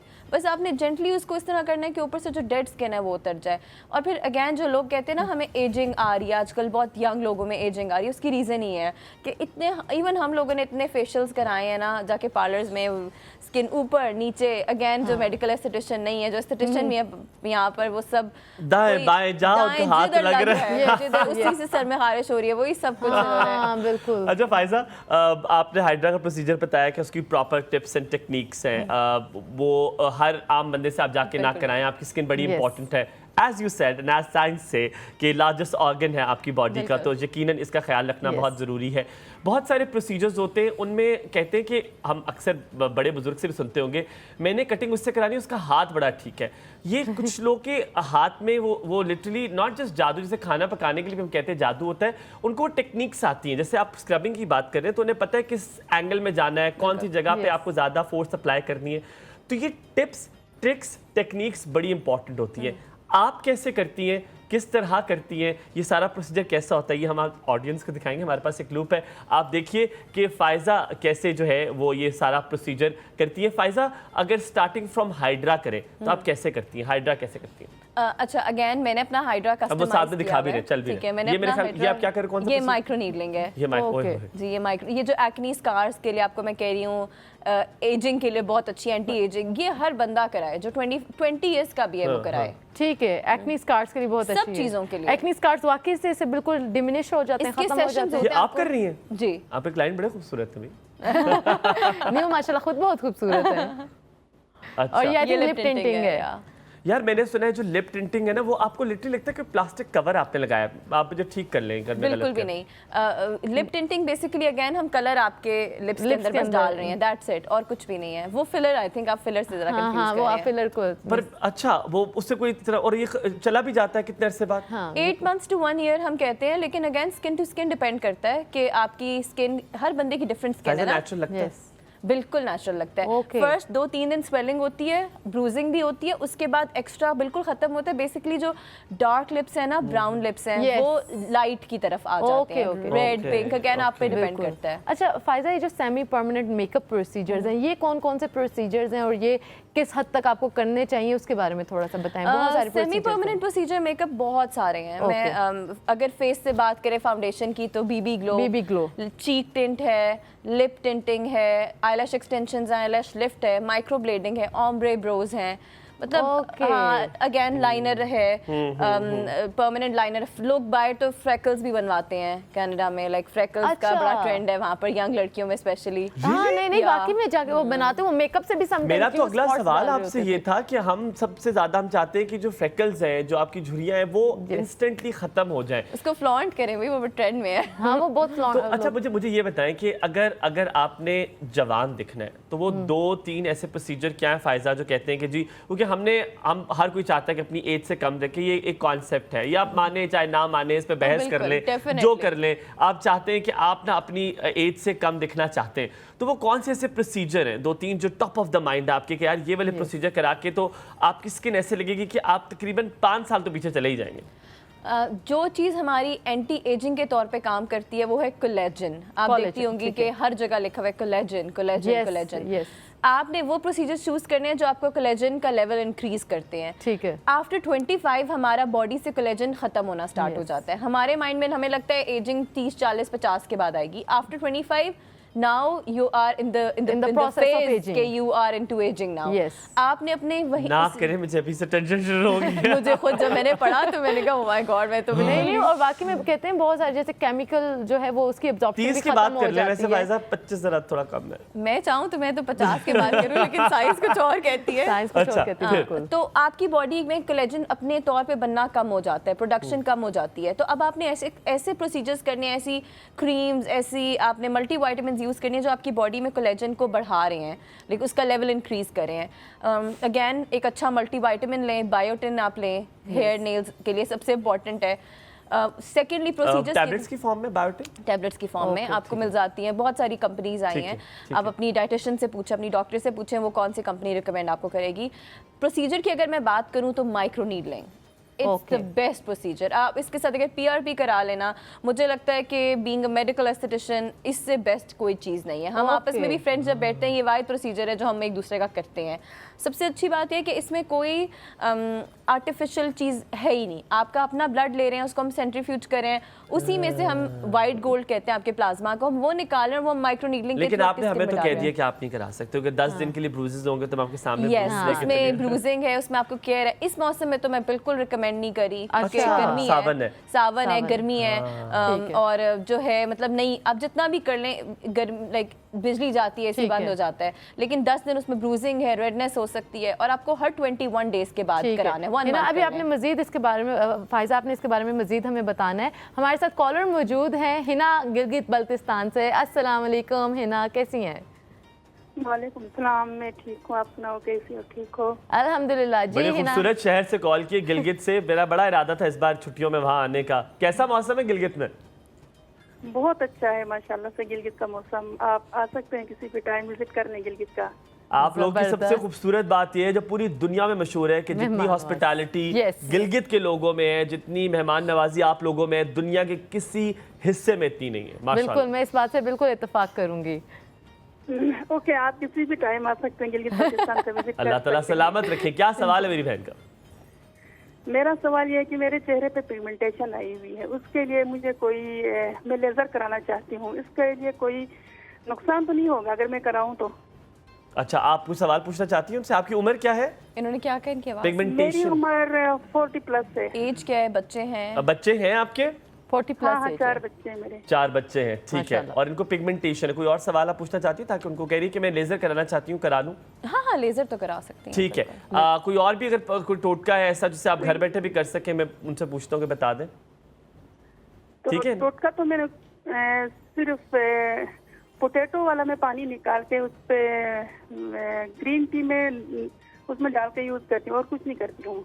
अच्छा, ठीक है। Nice. ठीक है, अभी पूछते हैं। Thank you so very much Hina Thank call you, करने के लिए। हिना। गिलगित वालों सबको हमारा प्यार भरा सलाम जी। ओके, अल्लाह हाफिज। अल्लाह हाफिज। अल्लाह अल्लाह हाफिज। हाफिज जी। सो बेसिकली पिगमेंटेशन कह लें, फ्रेकल्स कह लें, ये सब ख़वातीन में बहुत कॉमन है, स्पेशली आफ्टर बेबी। होता क्या है, प्रेगनेंसी के दौरान आपकी ना हार्मोनल लेवल ऊपर नीचे होते हैं और आपके आयरन लेवल्स ऊपर नीचे होती हैं, जिसकी वजह से ये बहुत कॉमन होता ठीक है। और अगैन ये इतनी ईजिली जाता नहीं है। अनफॉर्चुनेटली लोग इसके ऊपर लाइटनिंग क्रीम्स लगा रहे हैं, लेकिन वो ये बात समझ नहीं रहे कि ये ऊपर तो स्किन के है ही नहीं, ये तो स्किन के अंदर है। अंदर है, तो ठीक आपको है, इसको ट्रीट अगैन बेस्ट प्रोसीजर इसके लिए जो है वो माइक्रो नीडलिंग अच्छा, है जी। वो माइक्रो बेहतर है नीडलिंग इसके लिए बहुत बहुत। अच्छा है इसके लिए, लेकिन मैं उस पर बल्कि आपको एक जो बात ऐड करी थी, इसके सेशंस होते हैं। ठीक है। कम से कम 6 to 8 सेशंस मैं रिकमेंड करती हूँ, कुछ को तो हम 12 तक रिकमेंड करते हैं, और आपको रेगुलर लेनी है। हर महीने। हर महीने का टाइम इंटरवल 21 डेज आपकी स्किन हील कर ठीक है। जाती है, तो आप आफ्टर 21 डेज ले सकते हैं, लेकिन हम 1 मंथ कहते हैं। Okay, तो वो आपको जरूर लेने हैं, क्योंकि अगर आप नहीं लेंगे, आप 1 महीने लेंगे और आप उसका तो आप 1.5 उन्हें महीना नहीं आ लेजर रहे। प्रेफर कर रही हैं या माइक्रो नीडलिंग प्रेफर? लेजर तो अगर आई डोंट नो वो लेजर हेयर रिमूवल का अगर बात करिए हाँ। कि सेफ है, तो लेजर हेयर रिमूवल का तो फ्रेकल से लेना देना नहीं है। पिगमेंटेशन भी लेजर से खत्म नहीं करते? देखिए अगेन मैं कहती हूँ, पीको लेजर्स हैं जिस तरह जो टैटू को खत्म करता है, या इस तरह वो ऊपर से निशान खत्म करे, आपकी जड़ अंदर से नहीं खत्म करा, वो ठीक हो रूट नहीं खत्म करा। मेरे पास बहुत सारी ऐसे क्लाइंट्स आते हैं जिन्होंने ऊपर से लेजर कराया है, लेकिन मीनवाइल 2-3 महीने के लिए खत्म हुआ है, लेकिन फिर वो नीचे से निकला है। Because you need to understand कौन सी चीजें स्किन के ऊपर हैं और कौन सी चीजें अंडर द स्किन है, तो आपको उसको उस तरीके से हमारे deal पास करना है। कॉल है जी, मियाँ वाली से खूबसूरत शहर से कॉल आई है। जनाब मोहम्मद वकास, अस्सलाम वालेकुम, गुड मॉर्निंग, क्या हाल चाल है? वालेकुम, गुड मॉर्निंग सर, कैसे हैं आप? बिल्कुल ठीक ठाक। मियाँ वाली की तरफ मौसम कैसा है, पहले तो ये बताएं। सर हवाएं तो चल रही हैं, लेकिन मौसम गर्म है फिलहाल। बस हमने हवाएं भेज दी हैं, बारिश बारिश भी का आ सोच रही रहे है। हम कि बारिश भेजें भी आपकी तरफ। मैंने कहा हवाएं आपको भेज दी हैं, बारिश का सोच रहे हैं कि इस्लामाबाद से आपको बारिश भेजें कि ना भेजें। जी भेज दिए, बड़ी मेहरबानी होगी। जरूर जी। क्या सवाल है मेरे भाई का? मियाँ वाली मैं मियाँ वाली कभी नहीं आया यार, कभी भी नहीं। आए ना, मैं दावत दे रहा हूँ आपको। चले डन, अब इंशाल्लाह ताला मियाँ वाली आते हैं। वो गाना भी है ना, जी। तेनू लेके जाना में मियाँ वाली, कमीज तेरी काली में आता है ना मियाँ वाली। जी जी बिल्कुल। हाँ जी जी, दसो सानू फिर की सवाल है ਤੁਹਾਡਾ? मेरा सवाल है कि मेरी उम्र अभी 17 साल है और मेरे बाल बहुत जल्दी सफेद होंगे। 15 साल की उम्र में मेरे बाल सफेद हो गए और 2 साल हो गए हैं, लेकिन अभी तक सही नहीं हो रहे, इसलिए कुछ का बता। अच्छा ठीक है। वो कह रहे हैं कि मैं 15 साल का था तब से बाल सफ़ेद होना शुरू हो गए, अब 17 साल को तब तो आधे चिट्टे हो गए, तो की करा? अगेन मैं हेयर पे तो इतना ज़्यादा कमेंट नहीं करूँगी, पर जेनेटिक्स बहुत रोल प्ले Genetics, करती हैं। अच्छा। जेनेटिक्स हमारे तो अब्बा वगैरह कहते थे कि सोचने न लो जाने आने और इस तरह चीज़ों हैं, लेकिन आई थिंक जेनेटिक्स बहुत रोल। और एक और चीज़, अगर आपकी नरिशमेंट ठीक नहीं है, अगर आपने ठीक है, डाइट ठीक नहीं ली है। ठीक है। ठीक है। हमारे साथ कॉल है जी, अबीरा है। अस्सलाम वालेकुम, गुड मॉर्निंग अबीरा, क्या हाल चाल है? वालेकुम अस्सलाम। जी। मैं ठीक हूँ, आप कैसे हैं? बहुत प्यारा हो, अल्हम्दुलिल्लाह। खूबसूरत। मेरा सवाल था, मेरी ना स्किन बहुत ज्यादा ना सांवली हो जाती है, तैयार भी हो जाऊँ, फ्रेश रखती हूँ अपने आप को, लेकिन फिर 1 दिन 2 दिन केयर ना करूँ तो वैसे ही फिर फेस हो जाता है, ओहो। फेस खराब हो जाता है, स्किन खुश्क मेरी। ठीक हो ठीक है, गया। ठीक है। तो आपको ये मसाइल है, ठीक है। और ये मेरे ख्याल में गर्मियों में हो जाता है टैनिंग का सिस्टम। हाँ जी, गर्मियों में ज्यादा होता है। ठीक है, गर्मियों ठीक में है। ज्यादा। अभी आपको हमने वैसे कॉफी वाली चीज भी बताई थी, वो भी बहुत अच्छी है। हम यहाँ पे लेंगे थोड़ा सा ब्रेक के बाद वापस आएंगे और आपको इसका भी मजीद बताएंगे टैनिंग जो हो जाती है उसके लिए क्या किया जा सकता है। लेकिन take a short break. Good morning.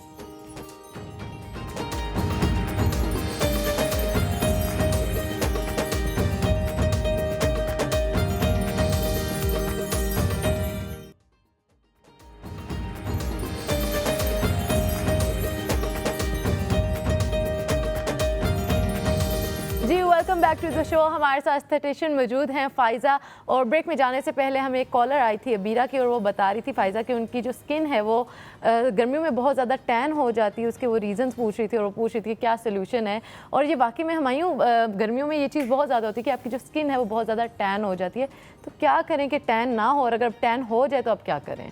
अच्छा, फर्स्टली आपको बीइंग अ मेडिकल एस्थेटिशियन आपको ये देखना बहुत ज़रूरी है कि आपकी कोई मेडिकल कंडीशन तो नहीं है। कई दफ़ा बहुत सारी चीज़ें जो होती हैं वो उस वजह से हैं कि आपको कोई मेडिकल कंडीशन तो नहीं है, कोई गॉड फॉरबिड स्टमक में अल्सर्स तो नहीं है, ऐसी चीज़ें तो नहीं है। पहले तो आप वहाँ से क्लैरिफाई हों। सेकेंडली, गर्मियों में मोस्ट इंपॉर्टेंट चीज़ है, अगर आपको लगता है कि आप मेडिकली फिट है और कोई ऐसी रीज़न नहीं है, sun block is very important. It's very important. 2 तरह की रेज होती है, मैं ज़रा थोड़ा सा इस पर बताऊंगी, UVA और UVB, ठीक है?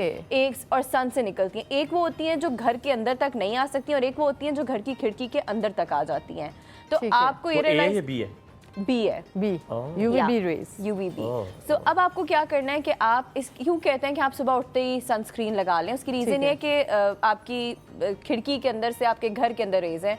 अगर हम वैसे जनरली बात करें, लाइट्स की हैं, हर तरह की रेज हैं, तो आपने सनस्क्रीन लगाना है। अपने सनस्क्रीन को एक तो आप SPF एटलीस्ट पाकिस्तान में 60+ रखें।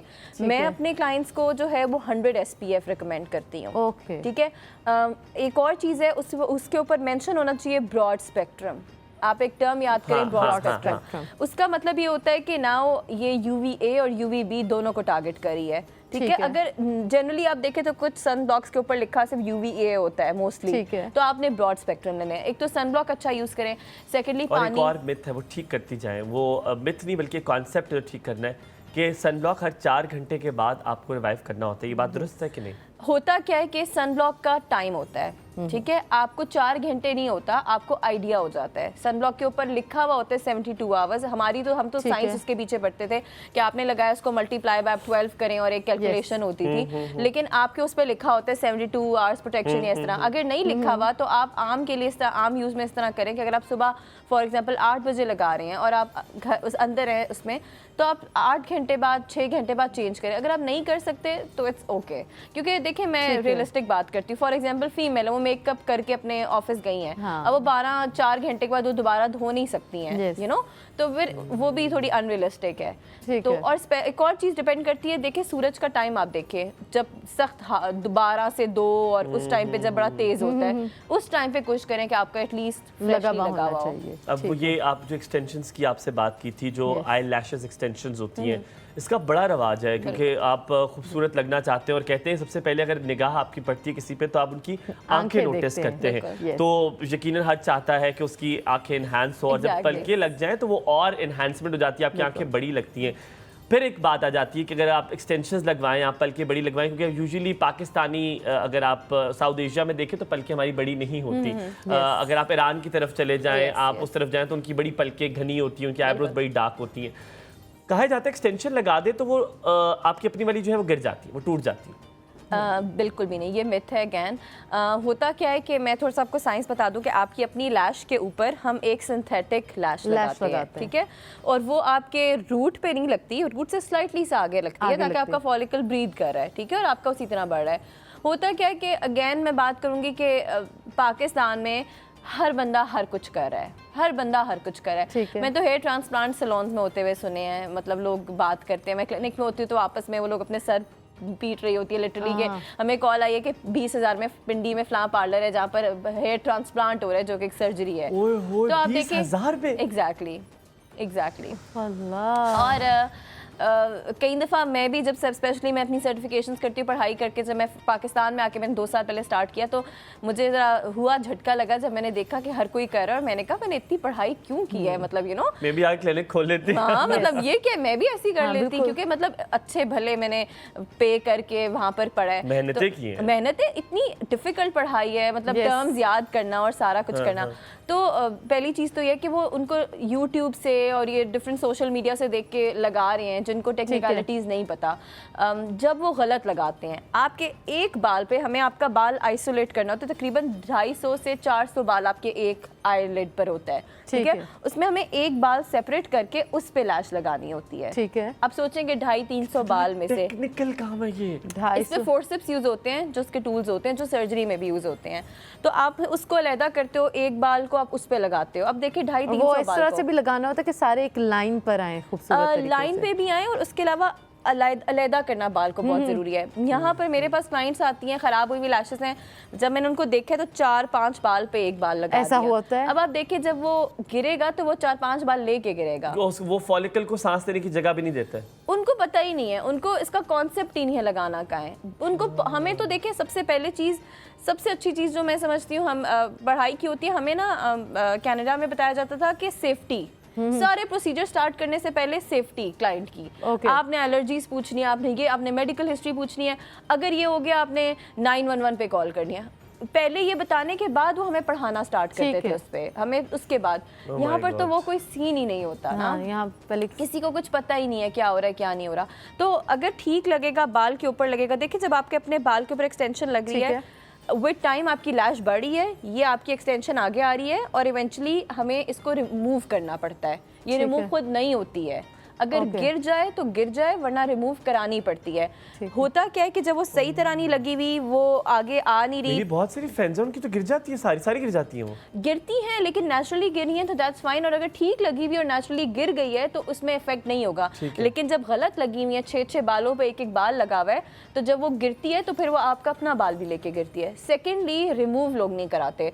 पाकिस्तान में लोगों को लगता है कि अगर रिमूव कराएंगे तो हमें पैसे देने पड़ेंगे 1500-2000, तो हम ऑनलाइन फिर जी ऑलिव ऑयल भी आंखों पे लगता है, तो कोकोनट ऑयल, कुकिंग ऑयल भी लगता है। अच्छा। लोग जाके गूगल पे लिखते हैं और उससे होता कुछ भी नहीं है वैसे। How to remove lash extension. अब लैश एक्सटेंशन लिखे तो आगे आ जाएगा how to apply it at home, how to, बहुत सारी चीजें आती हैं। तो आपको आके इसको रिमूव की प्रॉपर जेल होती है जो कि अच्छी भली टिंगलिंग करती है। मतलब मैं क्लाइंट्स को बोलती हूँ कि लैश एक्सटेंशन लगने में तो बिल्कुल कोई दर्द कुछ भी नहीं होता, लेकिन जो जेल होती है इसकी रिमूविंग की, वो जरा आंखों में थोड़ी चुभती भी है अगर चली जाए। तो आपको आके रिमूव वो हम लगाते हैं, अप्लाई करते हैं, जिससे जेंटली आपकी अपनी लैश से आपकी लैश एक्सटेंशन स्लाइड कर जाती है, बड़े आराम से स्लाइड। अच्छा फाइजा, मैं इसलिए रिलेट भी कर पा रही हूँ क्योंकि हमारी मैंने 2 दफ़ा करवाई हुई है लैश एक्सटेंशन, और पहला हफ्ता तो बड़ा ही खूबसूरत गुजरता है कि आप कहते हो इतनी खूबसूरत पलकें, लेकिन 2 हफ्ते के बाद ना ऑलमोस्ट जब 14 डेज कंप्लीट हो जाते हैं, तो क्योंकि आपकी अपनी लैश भी ग्रो कर रही होती है, तो वो वाइट सी शायद वो ग्लू सामने आने शुरू हो जाती है। वो क्या चीज़ होती है कि वो इतनी बुरी लगने शुरू हो जाती है। मतलब 2 हफ्ते इज़ गुड, तीसरे हफ्ते के बाद मुझे मुश्किल होने शुरू हो जाती थी, और क्योंकि मेरा आपको पता है मैं फिटनेस ट्रेनर भी हूँ, तो वर्कआउट, मुंह धोना, नहाना, ये सारी चीज़ साथ के साथ चलती है, तो वो केयर एक एक्सट्रीम लेवल पे मुझे करनी पड़ती है जो कि मैं नहीं करती थी, और मेरी वो गिर जाती थी। एंड समटाइम्स मैं तंग पड़ के यूं करके खींच भी देती थी कि अब मैं तंग पड़ रही हूँ, क्योंकि वो इतना मोटा मोटा उसकी ग्लू सामने आ जाती थी। देखिए अब ये गलत लगी हुई है, कभी भी ग्लू सामने नहीं आनी चाहिए। पहली चीज तो ये कि आपकी मतलब ग्लू सामने नहीं आती। ग्लू जब हम उसको उस पे उसका एडहेसिव लगाते हैं ना, तो हमें इतना बारीक से बताया जाता था कि ऐसे लाइट में देखो तो आपको एक डॉट भी नजर ना आए, वो इतनी उस पे नजर ही ना आए, और वो ब्लैक कलर का होता है। पहली चीज व्हाइट कलर में ये भी हो सकती है, आप जिस तरह ट्रेनिंग करती हैं, स्वेट वो उसको वाइट कर देता है, वो उसको वाइट कर दिया, उस पर जम गया, उसकी क्लीनिंग नहीं हुई है। देखिए मेरे पास बहुत सारे ऐसे क्लाइंट्स आते हैं जो कहते हैं कि ऐसी नहीं एक्सटेंशन जो 2 महीने चले या 6 महीने, ऐसी नहीं है। आपको अंडरस्टैंड करना है, आंख पे हम ऐसा प्रोसीजर कर ही नहीं सकते जो कि महीनों चले। इसकी लाइफ 4 वीक्स है, 2 हफ्ते के बाद इनकी आहिस्ता आहिस्ता रिमूव होना स्टार्ट हो जाती है। आपको अंडरस्टैंड करना है। अब जैसे आजकल ह्यूमिड वेदर है बहुत ज्यादा, तो लैशेस बहुत जल्दी लूज हो रही है, क्योंकि आप देखिए इस मौसम में अपनी स्किन कितना तंग करती है, तो उसका एक ग्लू है वो सॉफ्ट हो रही है, वो जल्दी गिरेंगी। क्लाइंट हफ्ते 1.5 हफ्ते बाद कहते हैं तो बहुत सारी गिरने लगी हैं। अब क्लाइंट एक्सपेक्ट करेगा कि मैं आऊँगी और मैं ऐसी हूँ कि मैं उनको रीफिल कर देती हूँ कि अच्छा चलो यार अगर हफ्ते में गिर गई हैं, और मैं कई दफ़ा उनसे प्राइस भी नहीं ले रही होती और वो कहेंगे नहीं अगर हम नॉर्मल लगाते तो शायद मैं आ जाती आपके पास 2 हफ्ते में 3 हफ्ते में और मैं करा लेती, लेकिन अभी तो 1 हफ्ते में हुई है। तो उनको भी अंडरस्टैंड करना चाहिए। मैं ज़्यादा बहस नहीं करती हूँ इन चीज़ों में, क्योंकि अगैन मुझे ऐसा लगता है ख़वातीन से थोड़ा मुश्किल हो जाता है बहस करना, तो मैं खामोश हो जाती हूँ। लेकिन अंडरस्टैंड खातून कह रही है ख़वातीन से बहस करना मुश्किल हो जाता है। Very good. नहीं, दैट्स ट्रू। हम भी आपसे कोई बहस नहीं करेंगे। आपका बहुत बहुत शुक्रिया, बहुत मजा आया आपसे बात करके। और आज आपने बहुत सारी मिथ्स जो हैं वो तोड़ के गई हैं आप। यकीनन आपने जहाँ से तालीम हासिल की है वहाँ पर चीज़ें बहुत मुनफरिद अंदाज से सिखाई जाती हैं और यकीनन वैलिडेशन वहाँ पे बहुत ज़रूरी है, वहाँ पे ऑथेंटिसिटी बड़ी ज़रूरी समझी जाती है। बहुत शुक्रिया अपना नॉलेज आज शेयर करने के लिए। आज हमें भी सिखा गई, स्क्रीन के उस पार भी लोगों को सिखा गई। आपका बहुत बहुत शुक्रिया फ़ायज़ा है। इंशाअल्लाह आपको दोबारा ज़रूर हम तंग करेंगे और दावत देंगे। हम यहाँ पे लेंगे छोटा सा ब्रेक के बाद वापस आएंगे और आपको मिलवाएंगे अपने नए मेहमान से। शायद हम आपको किसी और दुनिया में आज ले जाएं। किस दुनिया में ये जानेंगे ब्रेक के बाद। आपको कहेंगे गुड मॉर्निंग, वापस आइए, कहीं मत जाएगा, देखते रहिए एक और सो।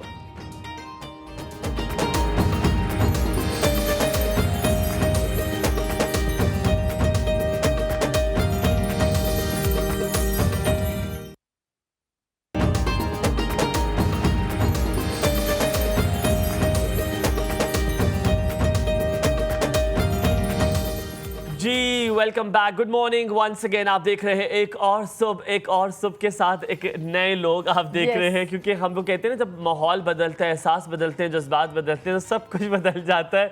लेडीज जेंटलमैन, आपको बताया था कि हम आपको दूसरी दुनिया में लेके जाएंगे। कभी कभी हमें ऐसे सहारे की ज़रूरत होती है जो हमारी बात सुने और सुनकर महसूस करे और फिर हमें एक मशवरा ऐसा दे जो कि वो अपने ऊपर भी अमल कर सके। कभी कभी हम मशवरा देने में थोड़ी सी बेईमानी कर देते हैं, हम दूसरे को तो बता देते हैं, लेकिन जब अगर वो बात हमें खुद अमल करनी हो तो हम कभी भी नहीं करते। इसीलिए साइकोलॉजिस्ट, साइकोथेरेपिस्ट इस दुनिया में शायद बने हैं ताकि वो अपनी नॉलेज से, जो उन्होंने स्टडी की है, आपके कॉग्निशन, जो दिमाग है, आपके अंदर जो प्रोसेसेस चल रहे हैं, आपके दिल में जो सब कुछ चल रहा है, उसको वो महसूस करते हैं। और साइंस क्या कहती है उसके मुताबिक आपको क्या मशवरा देना चाहिए वो आपको वो देते हैं। तकरीबन 15 साल से, तकरीबन 1.5 डेकेड हो गया उनको इस डेवलपमेंट साइकोलॉजी के लिए वो काम कर रही हैं। ना कि सिर्फ ये रैपिड ट्रांसमिशन थेरेपिस्ट है जो कि दुनिया में बहुत मानी और जानी जाती है, और इसके लिए यकीनन लोग चाहते हैं कि उनके पास जाएं और उनसे सलाह लें। एक चीज़ उनके बारे में जब मैं पढ़ रहा था, मैं उनको इंट्रोड्यूस करने से पहले ये ज़रूर बताना चाहूँगा, काउंसलिंग पे बहुत वो फोकस करती हैं, टीचिंग ट्रेनिंग भी उन्होंने बहुत दी है। मुझे याद है जब मैं स्कूल में पढ़ाता था तो वहाँ पर एक ऑस्ट्रेलिया से डैनियल आई थी, उन्होंने हमें स्टूडेंट काउंसलिंग का तरीका सिखाया था, एक्टिव लिसनिंग की बातें बताई थी।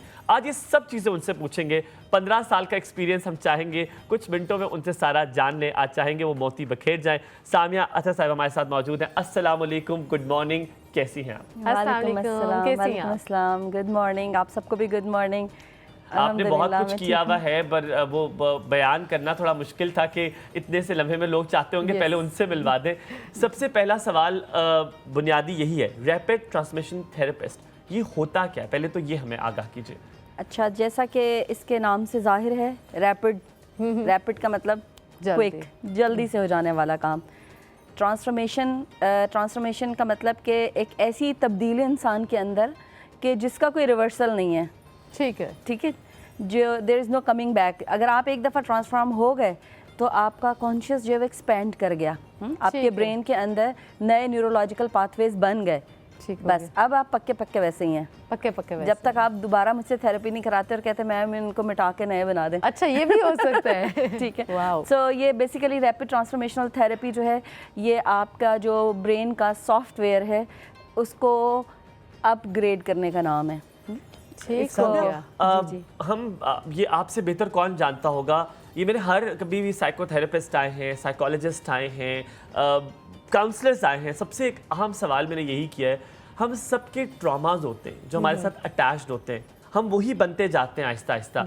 अगर मुझे ज़्यादा गुस्सा आ रहा है, या मैं ज़्यादा खुश हूँ, या मैं ज़्यादा एनर्जेटिक हूँ, या मैं ज़्यादा इमोशनल हूँ, वो या कोई मैं किसी का दर्द देखकर मैं जल्दी रोना आ जाती, ये सारी चीज़ें जो आपकी नेचर में आपके हैबिट्स हैं या आपके अंदर ये जो एहसास, जज्बात, ये सारी चीज़ें हैं, ये आपके माहौल से तो यकीनन बनती है, लेकिन ये कुछ अटैच स्टिग्मास भी होते हैं आपके साथ, उनको बदलना बहुत मुश्किल होता है।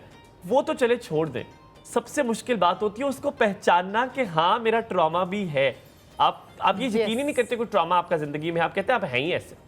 अच्छा, ट्रॉमा के बारे में आप एक बात याद रखिए, ट्रॉमा जो है उसका वो बेसिकली एक इनर एक्सपीरियंस होता है, आपका एक अंदरूनी और ज़ाती तजुर्बा होता है। ठीक है, ठीक है, कोई इवेंट था, कोई वाक़या हुआ, कोई मामला पेश आया, आपने उसको अपने अंदर कैसे प्रोसेस किया, कैसे प्रोसेस, ठीक है, ये चीज़ इसका ताल्लुक ट्रॉमा से होता है। अगर उसने आपके अंदर फ्रीज रिस्पॉन्स पैदा कर दिया तो फिर इसका मतलब आपकी बॉडी ने उसको एज अ ट्रॉमा रजिस्टर किया। ट्रॉमा जो है वो आपका एक बॉडी का रिस्पॉन्स होता है। ठीक हो गया। तो इसलिए एक तो ये कि ज़रूरी नहीं कि बहुत सी ऐसी चीज़ें जिनको हम ट्रॉमा समझते हैं, मुझे किसी एक चीज़ ट्रॉमा नज़र आ रही है, लेकिन वो इंसान जो उसमें से गुजर रहा है उसकी बॉडी उसको कैसे रिस्पॉन्ड कर रही है, हो सकता है उसने उसको एज अ ट्रॉमा रिस्पॉन्ड ना किया हो। ठीक है, एक ही जैसी सूरत हाल के अंदर लोग डिफरेंट तरीक़ों से सामने आते हैं। तो अगर किसी ने उस एक मुश्किल सूरत हाल के अंदर किसी ने जो है वो फाइटिंग या का रिस्पॉन्स चूज़ कर लिया, किसी ने उसमें से स्केप कर लिया, उस सारी सिचुएशन में से भाग गया या भागने की कोशिश कर ली, तो उसकी बॉडी उसको एज अ ट्रॉमा रजिस्टर नहीं करेगी। लेकिन जब हमारा रिस्पॉन्स जो था वो फ्रीज़ हो गया, हम फ्रीज़ हो गए उस जगह के ऊपर, तो फिर हमारी बॉडी उसको एज अ ट्रॉमा रजिस्टर करती है। ट्रॉमा हमारा जो इमोशनल रिस्पॉन्स है वो एक नेचुरल सिचुएशन में से आ रहा है, कुदरती रिस्पॉन्स है, या वो हमारे ट्रॉमा सेंटर में से आ रहा है। उसको जाना कैसे चाहिए, मैं आपसे पूछता हूँ। कॉलर लेते हैं, हमारे साथ कॉलर भी है इम्तियाज। अस्सलाम वालेकुम, गुड मॉर्निंग, क्या हाल चाल है इम्तियाज, कैसे हैं आप? अल्हम्दुलिल्लाह हमारे जीते रहो, आबाद रहो। हमारी बात तो असली है, इस टॉपिक पे तो बहुत सारी बातें हो सकती है, मगर जो मेन बात करना चाह रहा हूँ ये है कि गवर्नमेंट लेवल पे ना इदारों की जहाँ इसका इलाज होता है उसकी सरपरस्ती होनी चाहिए, क्योंकि दिमागी अमराज जो होते हैं ना यार, इस कदर की फीस है, इस कदर की फीसें हैं कि आदमी अगर नॉर्मल आदमी भी जाएगा तो जहनी अमराज का शिकार हो जाएगा। और बात दरअसल ये है कि देखिए 7 स्टेजेस ऑफ अ मैन, ऐसा ही है ना, बिल्कुल इंसान की जिंदगी के 7 स्टेज होते हैं। अगर कोई जवान आदमी समझता है कि कोई बूढ़ा नहीं होगा और दिमाग कमजोर नहीं होगा, ये जवानी में कोई मसला नहीं होगा, तो ये खामो ख्याल की बात है। तो कोशिश यही करनी चाहिए कि अच्छे वक्तों में अच्छे अच्छे तरह बना के और ये बड़ी अहम बात भी इन्होंने की कि इंसान की 7 स्टेजेस होती हैं और हर स्टेज में उसको एम्ब्रेस करना बड़ा ज़रूरी होता है। ये अगला सवाल हम ज़रूर पूछेंगे कि जब आप जवानी में होते हैं आपको उसका मज़ा लेना चाहिए, लेकिन हम फिक्रमंद होते हैं आगे क्या होगा, आगे क्या होगा, अब ओह 30 साल के हो गए, अब शादी कब होगी, ओह शादी हो गई, अब बच्चे कब होंगे, बच्चे हो गए, ओह बिजनेस कब बढ़ेगा। तो ये सवालात जो है जन्म लेते रहते हैं, लेकिन आप उसके बारे में बताइएगा। तो ये भी पूछेंगे, ट्रॉमा के बारे में आप आगाह कर रही थी हमें। मैं आपको ये बताना चाह रही थी कि जब कभी भी हमारा रिस्पॉन्स हमारी सूरत हाल, हमारी सिचुएशन के मुकाबले में मैनी फोल्ड ज़्यादा होता है, उससे बहुत ज़्यादा मैग्नीफाइड होता है। बात तो छोटी सी थी, गुस्सा बहुत ज़्यादा आ गया, हाँ, वाकया छोटा सा था, रोना बहुत ज़्यादा आ गया, हाँ, किसी ने बात छोटी की थी लेकिन आपको तकलीफ बहुत ज़्यादा हो गई उसकी, तो जब आप कभी भी बातों पे खफा होना शुरू हो जाते हैं, लोगों से खफा होना और बहुत ज़्यादा खफा होना शुरू हो जाते हैं। तो जब भी आपका रिस्पॉन्स आपकी सिचुएशन के मुकाबले में कई गुना ज़्यादा होता है, तो इसका मतलब अब आपका रिस्पॉन्स आपकी उस सिचुएशन में से नहीं आ रहा, बल्कि आपके ट्रॉमा सेंटर में से आ रहा है। बस ये एक पहचान होती है। इसको ठीक कैसे किया जाए? अच्छा, ट्रॉमा जो है बेसिकली इसके ऊपर कुछ तो एक कॉग्निटिव साइकोलॉजी की कुछ चीज़ें हैं, कुछ टेक्निक्स हैं जिनके साथ ट्रॉमा को हैंडल किया जाता है। लेकिन जैसा कि मैंने आपको बताया कि जो रैपिड ट्रांसफॉर्मेशनल थेरेपी है, इसके अंदर हम ये सब कुछ बहुत जल्दी कर लेते हैं, इसको एक सेशन के अंदर, एक सेटिंग के अंदर हम इसको हील कर लेते हैं, क्योंकि जो ट्रॉमा का असल सोर्स है वो आपके इमोशनल बॉडी के अंदर है ना। तो अब उस इमोशनल बॉडी में जाने के लिए हम हिप्नोटिज्म को, जैसे अभी हम बात कर रहे थे, थेरेपी ही होती है जी, कि हम हिप्नोटिज्म को as a window, as a door use करते हैं, ठीक है, और हम हिप्नोटिज्म को यूज़ करके, हिप्नोटाइज करके आपकी इमोशनल माइंड के अंदर चले जाते हैं, जो आपका सबकॉन्शियस माइंड है, जो आपका फीलिंग माइंड है, ठीक है, और वहाँ पर जाकर क्योंकि वो तो बहुत पीछे की चीज़ है ना। आपका जो सोचने समझने और क्रिटिकल थिंकिंग वाला माइंड है वो आपको उधर नहीं जाने देता। सामने बहुत सारे लोग हैं, I am sorry to cut you off air, आप कथा कलामी की माफ़ी, बहुत सारे ऐसे लोग हैं, इम्तियाज़ भाई ने बड़ी अच्छी बात की, नहीं अफोर्ड कर सकते फीस, थेरेपिस्ट के पास नहीं जा सकते, रसाई नहीं है, पहुंच नहीं सकते। तो क्या अगर मेरे ट्रॉमास हैं जो आपने सिम्टम्स बताएं, ये बहुत सारे लोगों को हैं, आप क्योंकि यकीनन बड़े 15 साल से हैं, यकीनन 15 साल से कितने लोगों से आप मिली होंगी, आपका तजुर्बा बहुत ज़्यादा है, तो क्या कोई ऐसी चीज़ है कि हम खुद बैठे हुए इसको बेहतर कर सकें? बिल्कुल है। सबसे पहली चीज़ ये है कि हम अपने आप को क्वेश्चन करना सीखें, क्योंकि हम जब कोई रिस्पॉन्स देते हैं तो हम उसके लिए लोगों को क्वेश्चन करते हैं।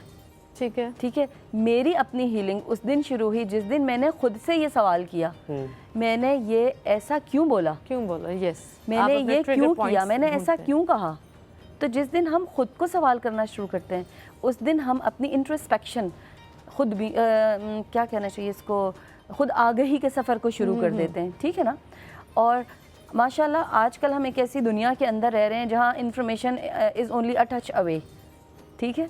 तो आपके दिल और दिमाग में अपने बारे में जो सवाल आ रहा है उसको गूगल में डालें और पूछें मैंने ऐसा क्यों किया। बिल्कुल। ठीक है। और आपको बहुत सारे फ्री रिसोर्सेज मिल जाएंगे।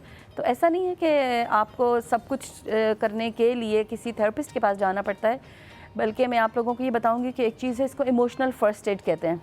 ठीक हो गया साइमा, इसी चीज़ को हम भी कंटिन्यू करेंगे जो आप बता रही हैं, मुझे पता है डिटेल में आप इसको समझाएंगी। हमारे साथ कॉलर मौजूद है नूर हुसैन इस्लामाबाद से। अस्सलाम वालेकुम नूर, कैसी हैं आप? वालेकुम अस्सलाम, आप सब लोगों को मेरी तरफ से भी सलाम हो, खास तौर पे हमायूं भाई को। नूर हुसैन चंद बात कर रहा हूँ। हमायूं भाई अस्सलाम वालेकुम, क्या हाल चाल है आपके? शुक्र है अल्हम्दुलिल्लाह, फर्स्ट क्लास। मैं डेली आप लोगों के प्रोग्राम्स देखता हूँ, दिन को भी और रात को भी। बहुत अच्छे अच्छे टॉपिक करते हैं, बहुत मजा आता है। खास तौर पे हमायूं भाई की जो ड्रेसिंग है वो कमाल की होती है। बहुत शुक्रिया। मेरा सवाल ये है कि ये जो बीमारी है इसके असबाब क्या है, क्यों ये बीमारी होती है और इससे बचा कैसे सकता है? क्योंकि मैंने एक तहकीक पढ़ी थी कि अक्सर लोग जो बीमार होते हैं ना, दो असबाब की वजह से होते हैं। एक तो कुदरत तौर पे इस किस्म के एबनॉर्मल टिश्यूज या ट्यूमर पास में हो जाते हैं जिसकी वजह से वो बंदा बीमार होता है जो ठीक नहीं हो सकता। दूसरे वो लोग होते हैं जो एटीट्यूड या बिहेवियर, लोगों के रवैये सही नहीं होते, कहीं उनकी तजलील होती है, तकलीफ होती है, वो बर्दाश्त कर करके सोच के जो वो अपने दिन पे सिचुएशन सवार कर लेते हैं कि वो डिप्रेशन में चले जाते हैं। तो ये तो हमारी सोसाइटी है, हम सबका फर्ज है कि हम एक दूसरे का अदब, एहतराम, प्यार, इज्जत दें। मगर क्योंकि हम जो बुनियादी जो एक दूसरे के हुकूक हैं उनके बारे में पता नहीं है, अगर पता है तो अमल नहीं करते हैं।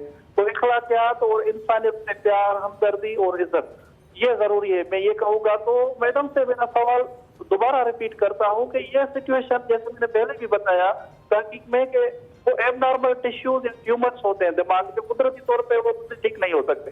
दूसरे वो लोग हैं जिनको हमारे रवैयों की वजह से तकलीफ होती है, health have not, socio economic situations. तो थोड़ा सा आप डिफाइन करेंगे आप एक तो अपनी तरफ से कैसे बेहतर लोगों से ट्रीट करें या डील करें ताकि किसी की तकलीफ में हो, दुख ना हो, ताकि वो दिमाग में वो चीजें सवार कर करके फिर वो दूसरों के साथ भी करता है, सेटिस्फाइड हो जाता है, इंफीरियरिटी कॉम्प्लेक्स या सुपीरियरिटी कॉम्प्लेक्स में आता है। तो ये सिचुएशन है हमारी, अक्सर हमारी सोसाइटी में यही चीजें होती हैं। तो ये कैसे बच सकते हैं? नूर भाई अभी पूछते हैं। बहुत बहुत शुक्रिया कॉल करने के लिए, बड़ा डिटेल सवाल पूछा है। मैं चाहूँगा आप जो कह रही थी वो मुकम्मल कीजिए, फिर आप इनके सवाल, आपको याद रहेगा इस सवाल यकीन? मेरा ख्याल है उसके बाद आप मुझे एक दफ़ा सवाल मुख्तसर लफ्ज़ों में दोबारा रिपीट कर दूंगा, आप पहले वो मुकम्मल कर लीजिए। तो मैं ये अर्ज़ कर रही थी कि एक चीज़ होती है जिसको हम इमोशनल फर्स्ट एड कहते हैं। ठीक है। तो अगर हम जिस तरह हमारी मेडिकल फर्स्ट एड होती है तो उसकी वजह से हम बहुत सारी चीज़ें घर में हैंडल कर लेते हैं, डॉक्टर के पास जाने की ज़रूरत नहीं पड़ती, ज़ख़म ख़राब नहीं होता, चोट कॉम्प्लिकेट नहीं होती। इसी तरह हमारे इमोशनल वुंड्स होते हैं। अगर हम अपने ज़िंदगी के अंदर इमोशनल फ़र्स्ट एड को प्रैक्टिस करना शुरू कर दें, इसके बारे में जान लें, तो हमारे इमोशनल वुंड्स भी कॉम्प्लिकेट नहीं होंगे और बड़े बड़े मेंटल हेल्थ प्रॉब्लम्स में चेंज नहीं होंगे। ठीक है। उनका सवाल ये था, वो ट्रॉमा के बारे में बात कर रहे थे कि जो आपको यकीनन हम जितने भी वर्क प्लेसेस में काम करते हैं, हम अनजाने में बड़ा डिटेल में इसको बात करूँगा क्योंकि बड़ा अहम उन्होंने मुद्दा जो है वो उठाया है। हम कभी कभी लोगों को ऐसी बात कर देते हैं जो हमारे लिए मजाक होती है, लेकिन दूसरे के लिए मजाक नहीं होती, उसके लिए वो बहुत चुभने वाली बात होती है। हम अक्सर जानबूझ के इस तरह की बात करते हैं क्योंकि हमारे कोई ग्रजेस होते हैं, हम किसी को कह जाते हैं, हम ये नहीं जानते कि वो किस बैगेज के साथ आ रहा है। तो वर्क प्लेस में हम बहुत सारी बातें करते हैं, घर में हम बहुत सारे, हमारे कजन्स, खालाएँ, मामू, ताया, शादी नहीं हुई अभी तक, मतलब इस तरह के जुमले आप बोल जाते हैं, उसकी वजह से आप डिप्रेशन में चले जाते हैं। तो इस एक तो सोसाइटी से ये एलिमिनेट कैसे किया जाए, और दूसरा जो उसके असरात होते हैं, वो क्या एक शील्ड लगा दें आप, वो कौन सा ऐसा कवर है जो आपके पास है जो मैं लगा लूं और मुझे कोई फर्क ना पड़े कोई मुझे क्या कह रहा है। माशाल्लाह, ये बहुत प्यारा और बहुत कमाल का सवाल है। तो इस सवाल के 2 हिस्से हैं, जिसमें आपने पहले मुझसे कहा कि इस सोसाइटी में से हम इसको कैसे एलिमिनेट कर सकते हैं। तो उसके लिए बस अल्लाह के रसूल सल्लल्लाहु अलैहि वसल्लम की एक बात काफ़ी है, और वो ये कि जो अल्लाह और यौम आखिरत पर ईमान रखता है उसे चाहिए कि या तो अच्छी बात करे या खामोश रहे। सुभान अल्लाह, ठीक है। तो आप ये देखें कि ये अल्लाह और यौम आखिरत पर ईमान की वो है कंडीशन, लिटमस टेस्ट है कि हम अच्छी बात करते हैं या नहीं करते, या अच्छी बात करने के बजाय खामोश रहना पसंद करते हैं। तो अगर लोग इस बात को जान लें, समझ लें, प्रैक्टिस करना शुरू कर दें, तो मेरा ख्याल है कि माशरे में इस तरह के कोई जिसको हम ज़ुबान के ख़राबियाँ कहते हैं वो ख़त्म हो जाएंगी। लेकिन अब of course we can not change people. हाँ, हम लोगों को तो नहीं चेंज कर सकते, बड़े बड़े औलिया आए, अम्बिया आए नहीं, लेकिन यू सी कि एक जमात थी जो बदली, लेकिन आप सबको नहीं बदल सकते। तो फिर अपने आप को कैसे बचाना है? हाँ जी, ठीक है ना। अपने आप को बचाने के लिए आप हमेशा एक बात याद रखें, पर आप पहले आप एक बात याद रखें हमेशा, और वो ये कि अगला इंसान जो कर रहा है और जो कह रहा है वो उसकी अपनी वजह से है। Yes, it's not because of you, वो आपकी वजह से नहीं है। मैंने आपको अगर एक बुरी बात कही है तो उसका आपसे ताल्लुक नहीं है, वो मेरे अंदर की खराबी थी जो निकल के आई है। ठीक हो गया, ठीक है ना। तो अगर कोई आपको बुरी बात कह रहा है तो ये उसके अंदर की बुराई है जो निकल के आ रही है, आपसे इसका कोई ताल्लुक नहीं है। वो उसकी जात है, ये उसकी जात है। अगर ये बात समझ आना शुरू हो जाए तो क्या ही कोई बात है। इंसान अगर आपको नुकसान पहुंचाने की कोशिश कर रहा है तो it's not because of you. लेकिन सामने अगर आप खामोश रह जाएंगे, सिर्फ ये समझ के कि इसको कहने दो तो इसकी जात है, वो फिर करेगा, वो फिर करेगा। अच्छा, खामोश रहने का मैंने ये नहीं कहा कि आप खामोश रह जाएंगे। अभी आपने आइडेंटिफाई किया ना, जाना कि ये जो इंसान कर रहा है ये मेरी वजह से नहीं है, ये इसका अपना मसला है जो ये बात कर रहा है। ये इसका अपना मसला है, इसका कोई भी मसला हो सकता है, इसका अपना कोई इशू हो सकता है जिसकी वजह से ये रूड हो रहा है, व्हाटएवर। ठीक है ना। तो पहली बात तो ये कि आपने अपने आप को अलग कर लिया ना उस मसले से, डिटैच कर लिया, तो आपने हर्ट होना बंद कर दिया कि ये मेरे लिए है, ये मेरे लिए सब कुछ हो रहा है, राइट। तो आपने अपने आप को डिटैच कर लिया। नंबर 2, अब आपने अपने आप को प्रोटेक्ट कैसे करना है। उसके मुख्तलिफ तरीके हो सकते हैं। एक तरीका ये होता है कि आप अपने आप को उस इंसान से एक सेफ डिस्टेंस पर ले जाएं, ठीक है ना। दूसरा तरीका ये हो सकता है कि जब भी वो ऐसी कोई बात करे तो आप उसको रिस्पॉन्ड ना करें, क्योंकि ये एक बिहेवियर थेरेपी का एक रूल है कि जितने भी अनवांटेड बिहेवियर हैं अगर आप उनको रजिस्टर करना छोड़ देंगे तो वो आहिस्ता आहिस्ता खुद ही खत्म हो जाएंगे। अच्छा, खत्म हो जाएंगे। यस, अच्छा, रजिस्टर करना, इग्नोर करना शुरू कर दें। पॉजिटिव या नेगेटिव, रिस्पॉन्स इज रिस्पॉन्स। ठीक है ना। या तो आपने उस जो कुछ भी कोई गलत इंसान इंसान आपके साथ कोई गलत बात कर रहा था, ठीक है, आपने भी उसके जवाब में गुस्से में जवाब दिया, आपने एक नेगेटिव रिस्पॉन्स किया ना, उसको नेगेटिवली रिस्पॉन्ड किया, पर आपने एक रिस्पॉन्स क्रिएट किया। ठीक है, ठीक है। अगर कोई गलत बात कर रहा था और उस लम्हे के अंदर आपने खड़े होकर उसको प्रीच करना शुरू कर दिया तो भी आपने एक रिस्पॉन्स दिया। ठीक हो गया, ठीक है ना। Just ignore as if they don't exist, as if they don't exist. And वो एक बार शायद दोबारा अगली बार करे पर तीसरी बार उसकी भी नहीं होगी, इससे फर्क ही नहीं पड़ता। हाँ, क्योंकि वो याद रखें, हर्ट पीपल। यस, ठीक है। जो तकलीफ में होते हैं ना अपने अंदर, वही लोगों को तकलीफ हर्ट पीपल। ओके, ठीक है ना। सामने अब बहुत मुश्किल सवाल मैं आपकी प्लेट में रखने वाला हूँ, और मेरे पास अगर ये सिर्फ थोड़ा सा वक्त दो, ये मैं वो सिचुएशन बयान करने लगा हूँ जो शायद खाली पाकिस्तानियों का नहीं, साउथ एशियन का नहीं, पूरी दुनिया में सबका अहम मसला है। हम उन लोगों में टाइम एनर्जी इन्वेस्ट करते जाते जहाँ से हमें रिस्पॉन्स नहीं इतना आता। हमें सिर्फ वैलिडेशन चाहिए होती है कि सिर्फ हम जो प्यार दे रहे हैं, जो वक्त दे रहे हैं, जो मोहब्बत दे रहे हैं, सिर्फ उसकी कबूलियत सिर्फ नज़र आना शुरू हो जाए तो काफ़ी होगा। वापस शायद कुछ मांगते भी नहीं है। ये हर शादीशुदा रिलेशनशिप में है, कोई भी रिश्ता है, माँ बाप का है, मियाँ बीवी का रिश्ता है, बहन भाई का रिश्ता है, बहुत सारी ऐसी दोस्तों का रिश्ता है। आप देते जाते हैं, फिर एक टाइम आता है आप इतने फ्रस्ट्रेट हो जाते हैं कि फिर कता कलामी हो जाती है, फिर राहें जुदा हो जाती है, फिर तलाक़ों का रेट जिस तरह अब पाकिस्तान में, सऊदी एशिया में इतना बढ़ गया, फिर वो हो जाती है। तो हम वो मयाना रवि हमें नहीं आती। उतना दें जितना बर्दाश्त कर सकें, उतना करें जितना हौसला हो हमारे अंदर, तो हम देते जाते हैं। ये क्या साइकोलॉजी है? इस गुत्थी को कैसे आप सुलझाती हैं? साइकोलॉजी कैसे? इस गुत्थी का नाम है कोडिपेंडेंसी। यस, ठीक है। जिसमें असल में हम किसी के ऊपर डिपेंड कर रहे होते हैं अपनी कुछ बेसिक नीड्स को फुलफिल करने के लिए। और ये कोडिपेंडेंसी दरअसल हमारा एडल्ट माइंड का मैकेनिज्म नहीं होता। ये हमारा जो बालिग वजूद है, ये उसका बिहेवियर नहीं है। ये हमारे अंदर के उस बच्चे का रिस्पॉन्स है जो जब दुनिया में आया था और वो अपनी ज़रूरियात के लिए अपने केयर गिवर्स पे, अपने वालिदैन के ऊपर, अपने बड़ों के ऊपर डिपेंड कर रहा था, और जिसमें उसकी एक बुनियादी ज़रूरत मोहब्बत की थी और तवज्जो की थी।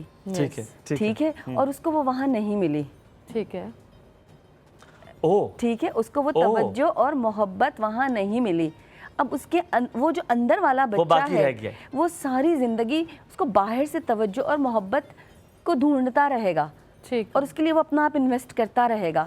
हालांकि अब वो बड़ा हो गया है, अब वो अपनी सारी ज़रूरतें खुद पूरी कर सकता है और अपनी इस तवज्जो और मोहब्बत की ज़रूरत को भी खुद ही पूरा कर सकता है। ये सवाल कैसे? खुद कैसे? इसको हम कहते हैं इनर चाइल्ड हीलिंग। अगर आप इसके ऊपर कभी पढ़ना चाहें, आप लोगों में से कोई से भी, तो आप इसको कभी गूगल करके देखिएगा।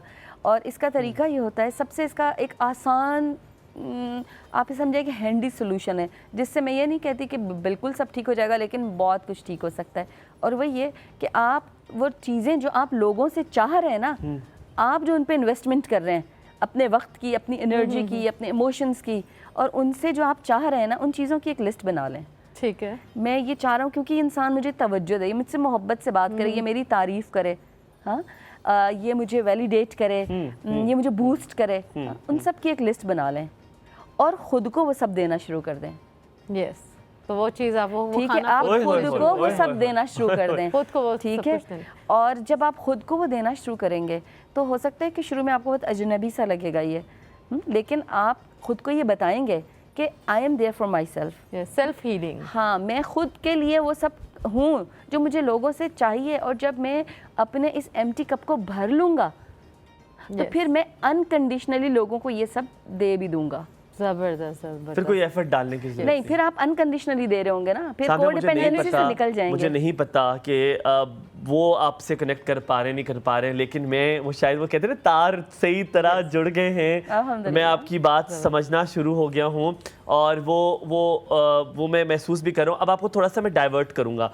अब रिलेशनशिप से अब आते हैं स्कूल टीचर्स के बारे में।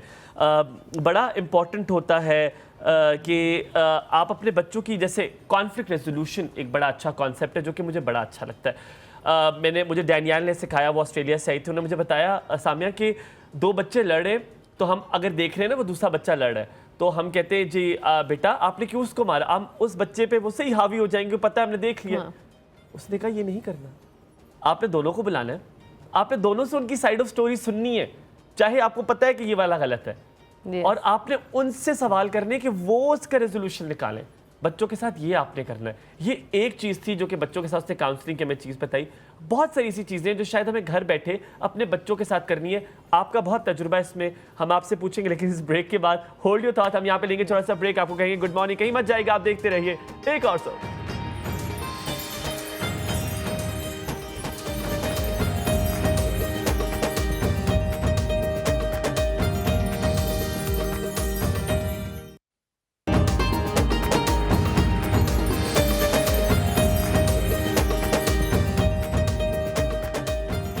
जी welcome back after the break. और मैं चाह रहा था कि आप लोग जो है ना वो अपना जो सारा जो छोटा मोटा काम है ना वो जल्दी से करके आ जाए, इसलिए हम थोड़ा सा लंबा ब्रेक लेते हैं। मैंने कहा आप करके आ जाए ताकि आप आराम से बैठे और जो खूबसूरत बातें हैं ना वो समिया की सुने। मैं इतनी देर से सामिया कह रहे थे वो इतनी खूबसूरत इंसान है, उन्होंने कहा कोई बात नहीं आप जो नाम भी लें, उससे मकसद ये है कि हम लोग जो है वो जो पैगाम है वो पहुँचा सके, लोगों को एजुकेट कर सकें। क्यों? यस बिल्कुल यही है। अच्छा हमायूं, हमने ब्रेक में जाने से पहले बड़ा ही एक अच्छा वो जो क्वेश्चन रेज किया था, मुझे वो पहले वो सुनेंगे हम, उसका आंसर लेंगे और फिर उसके बाद हम जरा हिप्नोथेरेपी की भी तरफ आएंगे कि एक बड़ी नई टेक्निक है कि किस तरह से वो थेरेपी होती है।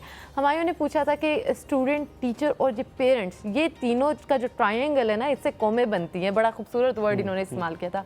तो बेसिकली इनकी कैसे ग्रूमिंग होनी चाहिए, तो थोड़ा सा उसके बारे में हमें बताएं। इसके अंदर देखें, ग्रूमिंग के लिए सबसे पहले जो ये जो ग्रूमिंग होती है ना, ये 2 डायमेंशनल प्रोसेस होती है। ठीक है। एक ग्रूमिंग होती है जो हम स्किल सेट्स को ग्रूम करते हैं लोगों के, और ये इस वक्त दुनिया में बेसिकली ये वाली ग्रूमिंग तो बहुत ज़्यादा हो रही है। हम लोगों को जो है वो लर्नर्स और टीचर्स के स्किल सेट्स सिखा रहे हैं। ठीक है। We are trying to make them better learners and better teachers. इसी तरह हम पेरेंटिंग के स्किल सेट्स के ऊपर बहुत काम कर रहे हैं। बिल्कुल। तो ये तो स्किल सेट्स है, ये एक आउटर डायमेंशन है इस सारे प्रोसेस की, और इस सारे प्रोसेस की एक इनर डायमेंशन है। और इस प्रोसेस की इनर डायमेंशन वो है कि जिसके अंदर वो अफराद हैं जो पेरेंट्स हैं, वो अफराद हैं जो टीचर्स हैं। ठीक है। और वो खुद एज ए ह्यूमन बीइंग कैसे हैं, उनकी अपनी इमोशनल स्टेट कैसी है। ठीक है। तो अगर वो खुद इमोशनली स्ट्रेस्ड आउट हैं, वुंडेड हैं, लो इमोशनल एनर्जी से ऑपरेट कर रहे हैं, तो मुझे ये बताएं कि आप उनको जितना मर्जी स्किल सेट दे दें, तो उस आप जितनी मर्जी तेज तलवार दे दें, जब उस हाथ में ताकत ही नहीं जिसने उस तलवार को उठाकर चलानी है, तो आप मुझे बताएं कि कुछ नतीजा कुछ भी नहीं निकलेगा। तो इसलिए ये we can not pour from an empty cup. तो हम खुद को जब हील करेंगे, हर इंसान जब अपनी जिम्मेदारी खुद लेगा, ठीक हो गया, और कहेगा कि मैंने खुद को एक बेहतर इंसान बनाना है, मैंने खुद को एक हील्ड इंसान बनाना है, तो फिर उसके रिस्पॉन्सेज लोगों के लिए खुद ब खुद चेंज बेहतर होते हैं। जी, तो इसलिए एज अ पेरेंट हमें सबसे पहले अपनी इमोशनल वेलबींग के ऊपर फोकस करना है। एज अ टीचर हमें अपनी इमोशनल वेलबींग के ऊपर फोकस करना है, ताकि वो नस्लें जो हमारे हाथ में आए हम उनको कम से कम डैमेज ऐसे कर सकें कि इस कौम की जो हालत है ना वो बेहतर होती जाए और हम एक बेहतर कौम बन के सामने। अब बस ने बात की हिप्नोथेरेपी की, हम चाह रहे हैं कि पहले तो आप हमें बताएं कि है क्या। हमारे लिए तो अभी तक यही है कि एक धागे के साथ बॉल है और वो आपने बस हिलानी है और आपने सकते में सब कुछ बता देना। बचपन में बड़ा हमने किया है वैसे ये कि हम कहते थे कि इस बॉल को देखते रहो, सब कुछ तो ना पता है, जो आपके वो नैने हैं ना वो पेंगे हो जाते थे हम लोग बाद में यूं कर रहे होते थे। और हमायूं उल्टा मूवीज ने इस चीज को और ट्रिगर कर दिया कि वो ऐसे चुटकी करते तो बंदा यूं हो जाता है और फिर वो जो उनसे पूछते जाते हैं, इससे बहुत रिलेटेड मिथ्स भी रिलेटेड है। पहले तो ये बताया आपने कभी ऐसा ये है क्या, ये तो हमें बताया असल पहले तो ये बात याद रखें कि जो फैक्ट है वो पीस ऑफ लिटरेचर उस वक्त बनता है जब उसमें एग्जैजरेशन होती है। तो आपने जो मूवीज़ का और जो नॉवेल्स का बताया, तो ये यकीन रखें कि वो सारे के सारे एग्जैजरेटेड एक्सप्रेशंस हैं उस चीज़ के। ठीक है। और दूसरी बात ये कि जो हिप्नोथेरेपी है, जैसा कि इसके नाम से जाहिर है कि इसमें हिप्नोसिस का थेराप्यूटिक इस्तेमाल है। ठीक हो गया, ठीक है ना, जो कि पॉजिटिव होता जो कि एक हीलिंग के लिए हम इस्तेमाल करते हैं, क्योंकि बहुत सारे मरहम पट्टी जिसे कहा जा सकता है। हाँ, क्योंकि असल में होता ये है कि एक हमारा थिंकिंग माइंड होता है जो हमारा जो क्रिटिकल थिंकिंग करता है, जो हमारा फ्रंटल लोब है, ठीक हो गया, फ्रंटल कॉर्टेक्स है, और एक हमारा फीलिंग माइंड होता है जिसमें हमारी सारी सेंसेशंस होती हैं। तो जब बच्चा दुनिया में आता है तो उसके पास थिंकिंग माइंड नहीं होता, अंडर कंस्ट्रक्शन होता है, तो वो अपने सिर्फ फीलिंग माइंड के साथ आता है और वो अपनी ज़िंदगी में जिस भी चीज़ को गुजार रहा होता है वो एक फीलिंग माइंड में उसके स्टोर होती जाती है, डेटा बनता जाता है, और वहीं से रैशनल बिलीफ्स बनते हैं जो उसकी पूरी ज़िंदगी को ड्राइव करते हैं फिर आगे जाकर।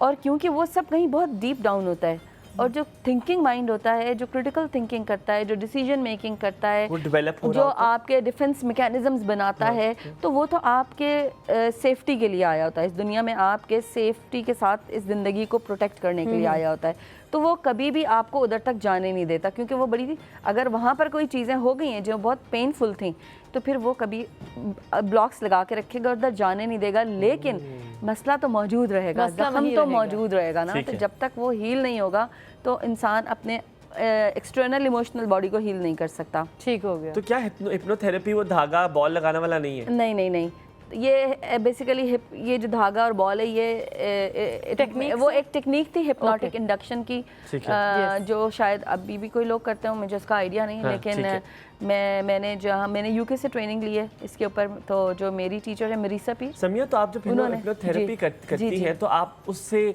जो अंदर के हाल है वो जानने की कोशिश करती हैं थ्रू वर्ड्स, अच्छा जी, मैं यही बताना चाह रही थी आपको कि बेसिकली जो रैपिड ट्रांसफॉर्मेशनल थेरेपी है उसमें हिप्नोसिस जो है is only a gateway to, जो एक दरवाज़ा है जिसके ज़रिए हम सबकॉन्शियस माइंड के अंदर चले जाते हैं, ठीक है। और जो क्योंकि ये एक सारा का सारा एक थेरेप्यूटिक प्रोसेस है, तो इसमें वो इंसान जो इस प्रोसेस के अंदर थेरेपी ले रहा होता है वो इंचार्ज होता है इस प्रोसेस का, ठीक है। तो जिस लम्हे आप आँख खोलेंगे आप हिप्नोसिस से बाहर होंगे, एक चीज़। और दूसरी चीज़ ये कि उस सारी कन्वर्सेशन के अंदर भी जब आप ये चाहेंगे कि आपसे कोई बात पूछी जा रही है और आप नहीं बताना चाह रहे उसको, तो आप कह सकते हैं कि मैं ये चीज़ शेयर नहीं करना चाहता या चाहती। ओके, मतलब आप अपने उस चीज़, आप इतने पावर्ड होंगे उस चीज़ के अंदर भी। जी, आप ऑल्दो कि आपके सबकॉन्शियस माइंड के साथ हम डायलॉग कर रहे होंगे, लेकिन आप इतने एम्पावर्ड होंगे कि आप उसके अंदर अपनी विल को इस्तेमाल कर सकेंगे। तो बड़ी इफेक्टिव लग रही है, मतलब इससे आपको अंदर जो बात आप जानना चाहते हैं, क्योंकि अक्सर हमारी जुबान और दिल साथ नहीं देता कि हम वो बात कर सके, कभी-कभी हम खुद भी नहीं जानते, मोस्ट ऑफ द टाइम हम खुद भी नहीं जानते हमारे सबकॉन्शियस में क्या है। तो वो आप जानकर उसका करना, तो ये तो मुझे लगता है बहुत इफेक्टिव होगा जी, क्योंकि हम एक ही थेरेपी सेशन के अंदर ना सिर्फ ये कि हम उन इमोशनल वुंड्स तक पहुंच जाते हैं जो किसी भी इशू की प्रेजेंटिंग इशू की रूट कॉज होते हैं, बल्कि हम उनको हील कर देते हैं। और हील कर जी, ये it all happens in one session. अच्छा, और उस थ्रू आपके डायलॉग्स एक्सचेंज होते हैं, मतलब सजेशंस आप देते हैं क्या? अच्छा, उसके अंदर पहले तो हम क्योंकि डीप हमने उसको देखना होता है, तो डेफिनेटली एक डायलॉग होता है कि जिसमें हम उससे पूछते हैं, ठीक है, फिर उसके उस इमोशनल वुंड को आइडेंटिफाई करके उसको हील करते हैं, ठीक है। इसके लिए हम अपनी टेक्निक, चाहता हूं आप इसको एक्सप्लेन इस तरह करें, कोई केस अगर आप हमारे साथ करते हैं, आप यकीनन नाम ना लें, आप इस तरह का आप अगर कोई केस हमारे साथ डिस्कस करें जो बड़ा इंटरेस्टिंग केस भी हो सुनने के लिए। जी, बिल्कुल। मैंने एक किसी के साथ काम किया है, एक अपने एक पेशेंट के साथ, तो उनका मसला ये था कि उनको एक ऑटोइम्यून डिसऑर्डर था जिसका ताल्लुक उनके थायराइड के साथ था, ठीक है। और जब मैंने उनको रिग्रेस किया, हिप्नोटाइज किया, तो वो क्योंकि हमने उनके माइंड से कहा कि हमें वहाँ लेकर जाओ जो इसकी रूट कॉज है, तो जब माइंड हमें लेकर गया तो she went into a memory कि जहाँ पर वो अभी एक ऐसा बच्चा थी जिसको अभी माँ ने कंसीव किया है और कुछ महीने का है, वो अपनी माँ के पेट के अंदर है, she was in her mother's womb, लेकिन वो हर चीज़ सुन रही थी और महसूस कर रही थी, ठीक है। No way. मतलब आपके दिमाग में वो मेमोरीज अभी तक हैं जब से, इसीलिए आपने देखा ना चाइनीज जब आपकी एज काउंट करते हैं तो they started from the day of conception, ठीक है ना। और वो सुन रही थी, और वो उसकी माँ जो थी उसको बहुत ज़्यादा प्रेगनेंसी की प्रॉब्लम्स आई हुई थी, और वो सुन रही थी कि लोग उसकी माँ को ये कह रहे हैं कि इस प्रेगनेंसी की वजह से तुम्हें ये मसाइल हो गए, अब तुम्हें ये करना चाहिए, और उसको ये देख, और वो अपनी माँ की इमोशंस को फील कर रही थी कि माँ बहुत टायर्ड है, माँ बहुत तकलीफ़ में है। अब वो 5-6 महीने का फीटस जो है वो ये सारी बातें, वो बेबी जो है वो ये सारी बातें सुन रही है, और वो महसूस कर रही है, और वो ये सोच रही है कि आई एम अ बर्डन, मैं एक बोझ हूँ अपनी माँ के लिए, मुझे दुनिया में नहीं आना चाहिए था, ठीक। और क्योंकि अभी वो एक ऐसी अपनी ज़िंदगी की एक ऐसे स्टेज के अंदर है जहाँ उसके पास अल्फाज नहीं है और ज़ुबान नहीं है, तो उसके ये सारे एहसासात एक्सप्रेस नहीं हुए ना, बल्कि उसकी बॉडी के अंदर स्टोर हो गए। ट्रॉमा अपने आप को हमारी बॉडी में फिजिकली प्रेसिपिटेट करता है, इतना तो ये जो चीज़ थी ये उसके, और क्योंकि इसका ताल्लुक बोलने से था तो उसने उसको उसके थ्रोट में प्रेसिपिटेट किया अपने आप को, और वो उसके थायराइड के अंदर जाकर प्रेसिपिटेट हुआ। तो उसके बाद लाइक ये एक इस तरह लाइक इस तरह वो रिग्रेस किया, तो फिर हमने उसको हील किया, ऑफ कोर्स उसको हील किया, और अल्हम्दुलिल्लाह। हील आपने किस तरह से किया, क्या आपने वो एक्चुअली अब वो एक पूरा एक प्रोसेस होता है, तो थोड़ा सा शेयर करें ना। अच्छा, लाइक हम जब वो सब कुछ हो रहा होता है तो फिर एक्चुअली मैं आपको ये बताती हूँ, जी, मैं आपको ये बताती हूँ कि एक्चुअली होता ये कि ये सारी तो परसेप्शन थी ना, एहसासात थे एक ऐसे बच्ची के कि जिसने अभी दुनिया में आकर आंख भी नहीं खोली थी, ठीक है ना, तो ये तो उसकी परसेप्शन थी ना, बिल्कुल। लेकिन एक इसके अलावा भी एक परसेप्शन थी ना, जो एक आउटर रियलिटी थी उस सारी चीज़ की, और वो परसेप्शन ये थी कि यकीनन माँ बाप उस बच्चे का बहुत इंतज़ार कर रहे होंगे। बिल्कुल ठीक है ना, अगर माँ उस बच्चे को कैरी करके भेज रही है परसेप्शन ना तो ये, लेकिन उसको ये नहीं मालूम थी ना, वो तो उसका जो थायराइड आपने क्या उससे किया हो, उसका जो थायराइड था, उसका जो थ्रोट था, वो तो एक 6 महीने के फीटस के इमोशंस के साथ ऑपरेट कर रहा था ना। तो फिर हमने उसको अपग्रेड किया, हमने उसको मैच्योर किया और हमने उसको एक ब्रॉडर रियलिटी दिखाई। वो पिक्चर भी दिखाई जो शायद उसने नहीं देखी, तस्वीर का ये लोग देखा, हम कहते हैं कि अंडरस्टैंडिंग, इसलिए हम कहते हैं कि understanding in hypnosis is phenomenal, क्योंकि हिप्नोसिस के अंदर जो आपकी अंडरस्टैंडिंग होती है वो आपके सबकॉन्शियस माइंड तक पेनिट्रेट करके जाती है। ये बात उससे अखज़ नहीं होती समिया के जो रिश्ते भी हैं, हम रिश्तों कभी कभी सिर्फ एक ही तस्वीर का रुख देख रहे होते हैं, हम उसका दूसरा रुख नहीं देखते और इसीलिए रिश्ते टूट जाते हैं, क्योंकि हमारे पास कैपेसिटी नहीं होती ना। एज अ ह्यूमन बीइंग हमारी कुछ लिमिटेशंस हैं, लेकिन उन लिमिटेशंस को हम खुद ही सरपास कर सकते हैं ना, जब हम ये इरादा करें कि हमने दूसरे इंसान के पॉइंट ऑफ व्यू से भी देखना है। लेकिन वो कब होगा जब, क्योंकि हम खुद से ही इतने डिस्कनेक्टेड होते हैं। मुझे खुद ही नहीं पता कि मुझे गुस्सा क्यों आ रहा है, यस ठीक है, मुझे खुद ही नहीं पता कि जब मैं सुबह सो के उठी हूँ तो मेरा मूड इतना ऑफ क्यों है। ओके ठीक है ना, मुझे नहीं मालूम कि मेरा बच्चा जो असल में मेरे जिगर का टुकड़ा है, तो जब वो आया और उसने मेरी कमीज खींची और उसने मुझे कहा मामा मुझे गोद में उठाए, तो मुझे मैं पिस्ड ऑफ क्यों हुई। फितरत तो नहीं थी ना, फितरत तो ये थी कि मैं सब कुछ छोड़कर उसको गोद में उठाती, लेकिन उस मेरा वो फितरी रिस्पॉन्स कहाँ चला गया। तो जब हम खुद से रिकनेक्ट होना शुरू करते हैं और ख़ुद को देखना शुरू करते हैं और ख़ुद को जानना शुरू करते हैं, तो फिर हम इस काबिल हो जाते हैं कि हम लोगों से भी रिकनेक्ट होते हैं, क्योंकि हमारा जो रिलेशनशिप खुद के साथ होता है वही अपने आप को रेसिप्रोकेट करता है लोगों के साथ हमारे रिलेशनशिप्स के अंदर। तो अगर हम खुद से ही बेजार हैं तो हम लोगों से भी बेजार हैं। बहुत छोटा सवाल है, दिल का सुकून किस में, साइकोलॉजी क्या कहती है? यकीनन अल्लाह का नाम लेने में है, ये बात हम भी मानते हैं, नमाज़ पढ़ने में है, क्योंकि हम मुसलमान हैं, हम इस बात पे बिलीव करते हैं, पर साइंस क्या कहती है दिल का सुकून किस में? बात ये है कि जो दिल है वो सेंटर ऑफ इमोशन है। यस ठीक है ना, जो हमारा दिल है वो एक सेंटर ऑफ इमोशन है, और जो दिल का सुकून है ना, इसका मतलब उसका ताल्लुक़ कहीं इमोशंस के साथ है। तो जो नमाज है और रोज़ा है और अल्लाह का ज़िक्र है, ठीक है, ये हमारी रूह के लिए है, ठीक हो, पर दिल तो सेंटर ऑफ इमोशन है। ठीक है ना, तो अल्लाह ताला को तो क़ल्ब सलीम चाहिए, सलामत दिल चाहिए। हम तो टूटे फूटे दिल लेके बैठे हैं ना, इमोशनली ब्रोकन, अनहील्ड, वुंडेड लोग हैं ना। तो जब जैसे जैसे हम अपने आप को इमोशनली हील करते जाते हैं, वैसे वैसे हम अपने उस पीसफुल सेल्फ के करीब होते जाते हैं, जो बेसिकली जिसको लेकर हम इस दुनिया में आए थे और जिसको अचीव करना ही हमारा टारगेट है। ठीक है, और वही कल्ब सलीम है जिसको लेकर फिर हम अल्लाह के पास जाएंगे, टूटा फूटा दिल लेकर जाएंगे, जिसमें दुनिया की मोहब्बतें होंगी और दुनिया के खुदा बैठे होंगे, और हम कहेंगे अल्लाह ये दिल लेकर हम आपके पास आए हैं। वो दिल, वो ठीक है ना। तो जैसे जैसे हम अपने आप को, अच्छा, जैसे जैसे हम अपने आप को इमोशनली हील करते हैं, हम अपने इरेशनल बिलीफ्स को तोड़ते हैं। यस, और जैसे जैसे हम अपने इरेशनल बिलीफ्स को तोड़ते हैं, हम अपने अंदर में से झूठे खुदाओं को निकाल के बाहर फेंकते हैं। आप जब बात करती जा रही हैं, दिल चाहता है आपको सुनते जाइए, पर यकीनन आपको पता है वक्त के जो पैमाने हैं वो आपको बार बार जो है वो याद दिलाते हैं कि जी इस पैमाने से आपने ऊपर नहीं जाना और आपने उसी में महदूद रहना है। आपको दोबारा इंशाल्लाह ताला हम दावत ज़रूर देंगे। आपको अल्लाह ताला सलामत रखे, आप इसी तरह लोगों की मदद करती रहें, जिस तरह आपने कहा आप मसीहा हैं। समिया अतर, बहुत शुक्रिया एक बार फिर आने के लिए। आपसे इंशाल्लाह ताला मुलाकात होगी कल। वस्फ और हुमायूं को दीजिए इजाज़त, अपना बहुत सारा ख्याल रखिएगा, अपने वालिदैन से मोहब्बत करें, क्योंकि मोहब्बत बांटने से ना मज़ीद बढ़ जाया करती है।